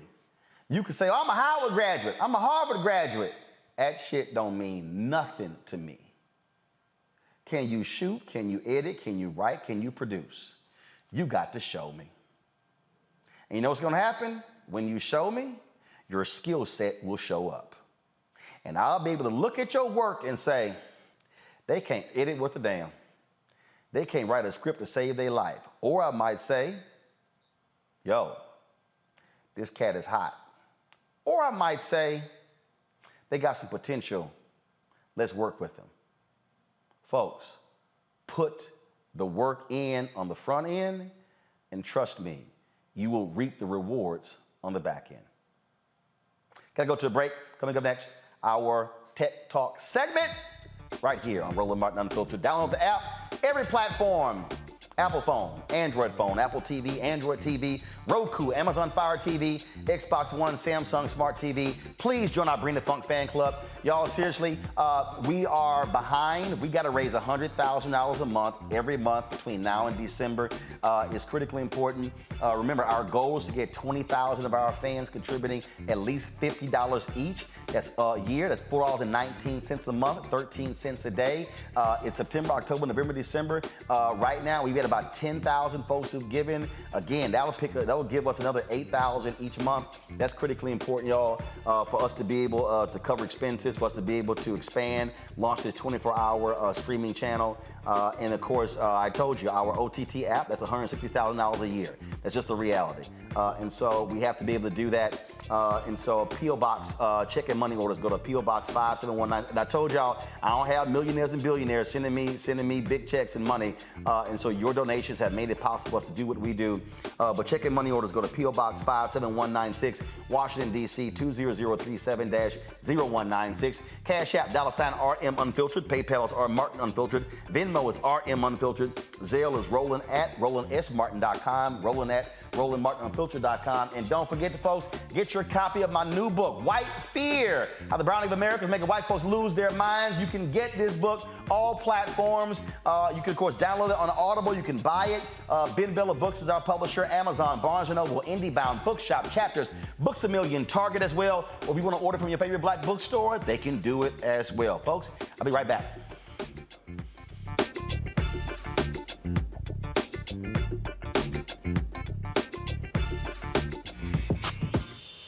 When we invest in ourselves, our glow, our vision, our vibe, we all shine. Together, we are black beyond measure. Hi, I'm Dr. Jackie Hood Martin, and I have a question for you. Ever feel as if your life is teetering and the weight and pressure of the world is consistently on your shoulders? Well, let me tell you, living a balanced life isn't easy. Join me each Tuesday on Black Star Network for A Balanced Life with Dr. Jackie.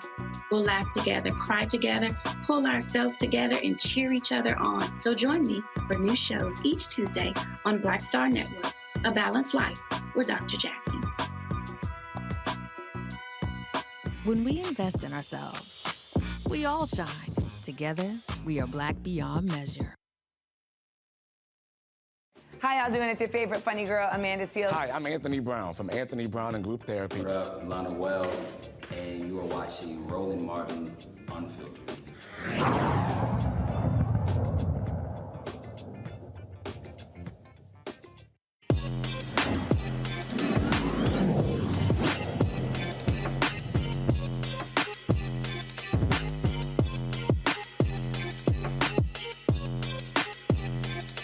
A whole lot of places, and you know what? I'm looking for I'm like, yo, like what's happening? I'm looking for the black restaurants. I'm looking for this and that. Where can I go to find all things black, if you will? And you know, you want to do that. Well, Kyle Amaker has done that. He's created this app that allows for you to be able to find a lot of these businesses. It is called Go Black Own. That's right, Go Black Own. Specializes in internet-related services and products for black-owned businesses, from brick-and-mortar businesses to online restaurants, hotels, events, and more. He joins us now from Marlton, New Jersey. Hey, Kyle, how you doing? I'm doing well, Martin. I'm doing well. How are you? All good. So, what caused this for you? Was it that you go somewhere and you were like, "Damn, I cannot find some spots"?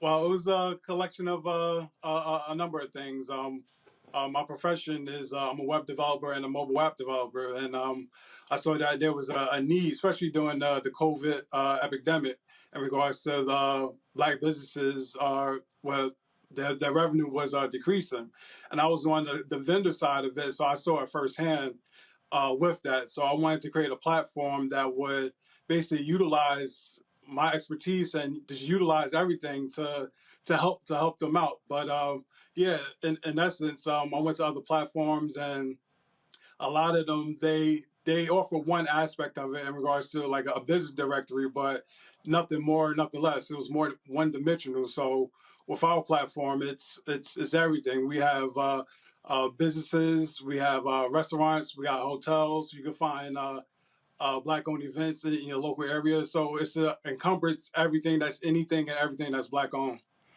All right, then, man, that's awesome. And what has been the response? Take it from the response from the businesses. I take it they appreciate you driving the business their way. Absolutely. They're enjoying it, and a lot of businesses are seeing a revenue spike because of the app, because of the exposure that the platform grants them. So the platform is twofold because it's a mobile app and as well as a website. So in regards to the website, with search engine optimization, with the search, people are actually finding the business online, as well as people who are downloading the app. If they're looking for a soul food restaurant or a black-owned event that's in the area, they can find that within the app as well. So it's two-sided, but overall, the main objective is for the black-owned business to be found. All right. Questions from our panel. First up, Robert.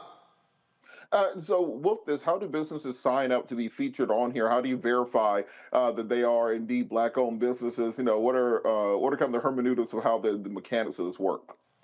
That was a great question. Well, they can actually download the app, and on the homepage there's a banner that says list your business. So what that does is the business owner will input the information in there, and then once it's submitted, we'll actually verify them via phone and things of that nature to make sure that they are black owned prior to having them live on the platform. All right. Let's see here, Kelly.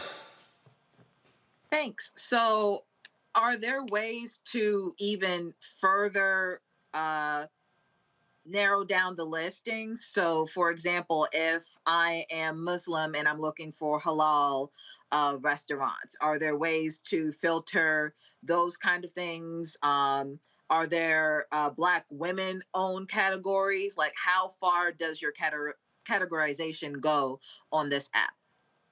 Right now, we have it at 4 categories, which is black-owned businesses, black restaurants, hotels, and black-owned events. So for the first question, in regards to the halal and the restaurants, we do have the separate category in regards to restaurants, and then the subcategory, we do have halal category. So to answer your question, we do have that. However, that was a great suggestion in regards to women-owned businesses and things of that nature, and that's something that we could put out in a new release and things of that nature. But that's a great question. question, but we did break it up into the 4 main categories first off, and then again, as we move forward, we can actually integrate different categories. All right, then. Let's see here, Larry. Yeah, so this is a great idea. One of the things I'm wondering is you've calculated, you said there's some businesses that have signed up and they've seen a growth in business. Have you been able to calculate how much money, more money, these various entities and some businesses signed up with you have made as a result of your app? Because I'm just thinking about the selling points that you may have with, as Black folks continue to download your app. That's a great question. Now, right now, at the moment, we don't have that metric within our company, but that is something that we can actually introduce moving forward to actually see. So any new businesses that want to sign up, they can say, okay, because of the platform, there was a revenue spike of X amount of dollars and things of that nature. So again, that's a great point. And again, that's something that we can definitely incorporate into the app. The app is... It's been in development for 2 years, and we recently launched it in June. So it's still going through the launch phase, but again, these are suggestions that we definitely will consider to add to that. All right, then. Well, look, we certainly appreciate it.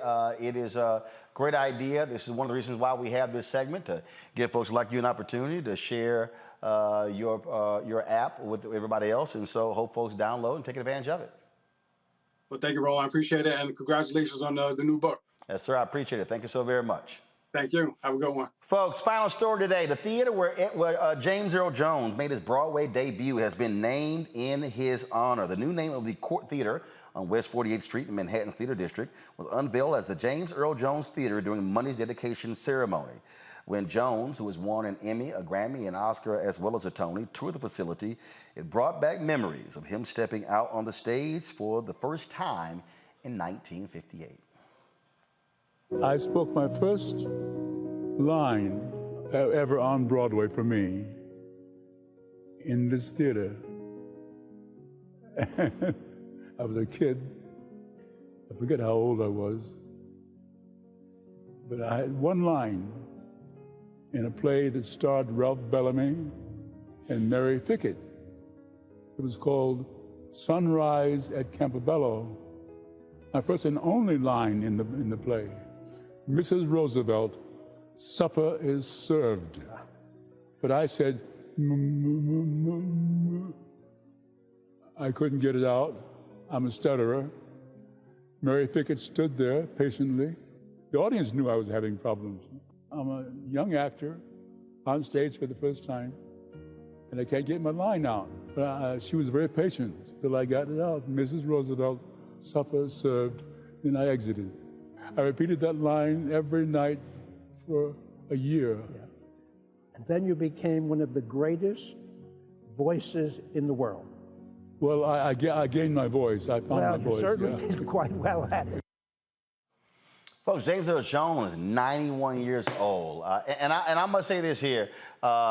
He is one of the folks I have always wanted to meet. I've never actually met. Our paths have not crossed. I've met the likes of Morgan Freeman and Harry Belafonte and others. And so hopefully I'll get a chance to shake his hand and meet James Earl Jones one day. Kelly, Robert, Larry, certainly appreciate y'all joining us on today's panel. Thank you so very much. Folks, that is it for me. Tomorrow, what's tomorrow, Thursday? Yes, tomorrow, Thursday. I'm going to pop on briefly. We're going to have a guest host tomorrow because I'm flying to New York City. Whoopi Goldberg is hosting a private screening of the movie Till with regards to the lynching of Emmett Till. The screening is at 6 p.m. Eastern. We're live at 6 p.m. Eastern, and so I am going to be attending that. And so, but I'm going to try to pop on before, right when we go live, and try to give y'all a live report from there. So that's going to be tomorrow, but y'all still definitely tune in. So that's going to be happening tomorrow, and then of course our show on Friday. So folks, that is it for us. Don't forget, please download the Black Star Network app. Look, we've got almost 900,000 subscribers on YouTube. We should have 900,000 people who've downloaded our Black Star Network app. We own it, we control it. We always talk about having our own. Look, I appreciate YouTube, but the bottom line is we don't own that. But the OTT network, owning it means we control everything with it. And so if you want to see all of our show content, my show, Raji Muhammad's show, Greg Carr's show, Deborah Owens' show, Jackie Hood Martin's show, Stephanie Humphrey's show. Am I missing somebody? Rolling with Roland. You want to see all those interviews. The interview with Sherry Shepherd is phenomenal. So you want to check that show out. And so again, folks, do so by downloading the Black Star Network app. And that is, of course, available on all platforms: Apple phone, Android phone, Apple TV, Android TV, Roku, Amazon Fire TV, Xbox One, Samsung Smart TV. And again, please support us in our Bring the Funk fan club. Your dollars make it possible for us to do what we do. And of course, send check and money orders to P.O. Box 57196, Washington, D.C. 20037-0196. Cash App, $RM Unfiltered. PayPal's R Martin Unfiltered. Venmo is RM Unfiltered. Zelle is Roland at RolandSMartin.com. Roland at RolandMartinUnfiltered.com. And don't forget, get your copy of White Fear, How the Browning of America is Making White Folks Lose Their Minds. This is the book right here, y'all. It is an easy read. Look, you don't have to say a whole lot, just get to the damn point. And so be sure to get your copy. And I want to thank the folks who've given us some great blurbs for this. Cornel West, Roland Martin is one of the greatest journalists of our time. This book is another grand example of his brilliance and courage. On the back of the book, Tiffany Cross, Roland Martin has always been such a necessary voice to the national discourse. He beautifully occupies space at the intersection of journalism, blackness, and truth-telling, and he does so brilliantly in his new book, White Fear. Angela Rye said, Roland always tells it like it is. This book is no different, gospel truth. The question here for white folks is timely and is incumbent upon them to answer, what will you do with your fear and how will you respond to this clarion call? Tim Wise says America is spinning out of control, but as most pundits struggle to understand why, Roland Martin nails it. What rests at the heart of the nation's chaos is white fear of a multiracial, pluralistic democracy. Thankfully, Martin shows us a way out of the mess if the nation is prepared to listen. Jane Elliott says, it's time to tell the truth about who our earliest citizens were, and by so doing, give those who are descendants of those earliest citizens the information about the brilliance of those who came before us and who will be here long after we white folks have gone. Once we get this information into every classroom in the U.S., we will all stop seeing race as real and start appreciating all of us as we are. And finally, Reverend Dr. William J. Barber, my alpha brother, said, fear is at the root of almost every injustice. Fear of the other, fear that is created by false assumptions, or fear created by desire for power. Roland Martin's book addresses a particular kind of fear that has been both the backdrop and forefront of racism in this country. This is an important read for all people, regardless of your race and color. Understand white fear so you can release and resist it. Again, available on all bookstores. You can get it right now, folks, in the United States and Canada. You can download White Fear on Audible and purchase it again from Amazon, Barnes & Noble, Ben Bella Books, our publisher, and others as well. Folks, that is it. I will see you tomorrow. Also, a lot of y'all been asking about this shirt. I'm going to find the brother. He sent me a couple of these who actually made this shirt, and I'll have that for you, and I'll post it as well, because a lot of y'all have been commenting on social media about where did I get this shirt. I got it last year actually in 2020 during the election period. So I'll let you know who I got it from. That's it, y'all. I'll see y'all tomorrow. Holla!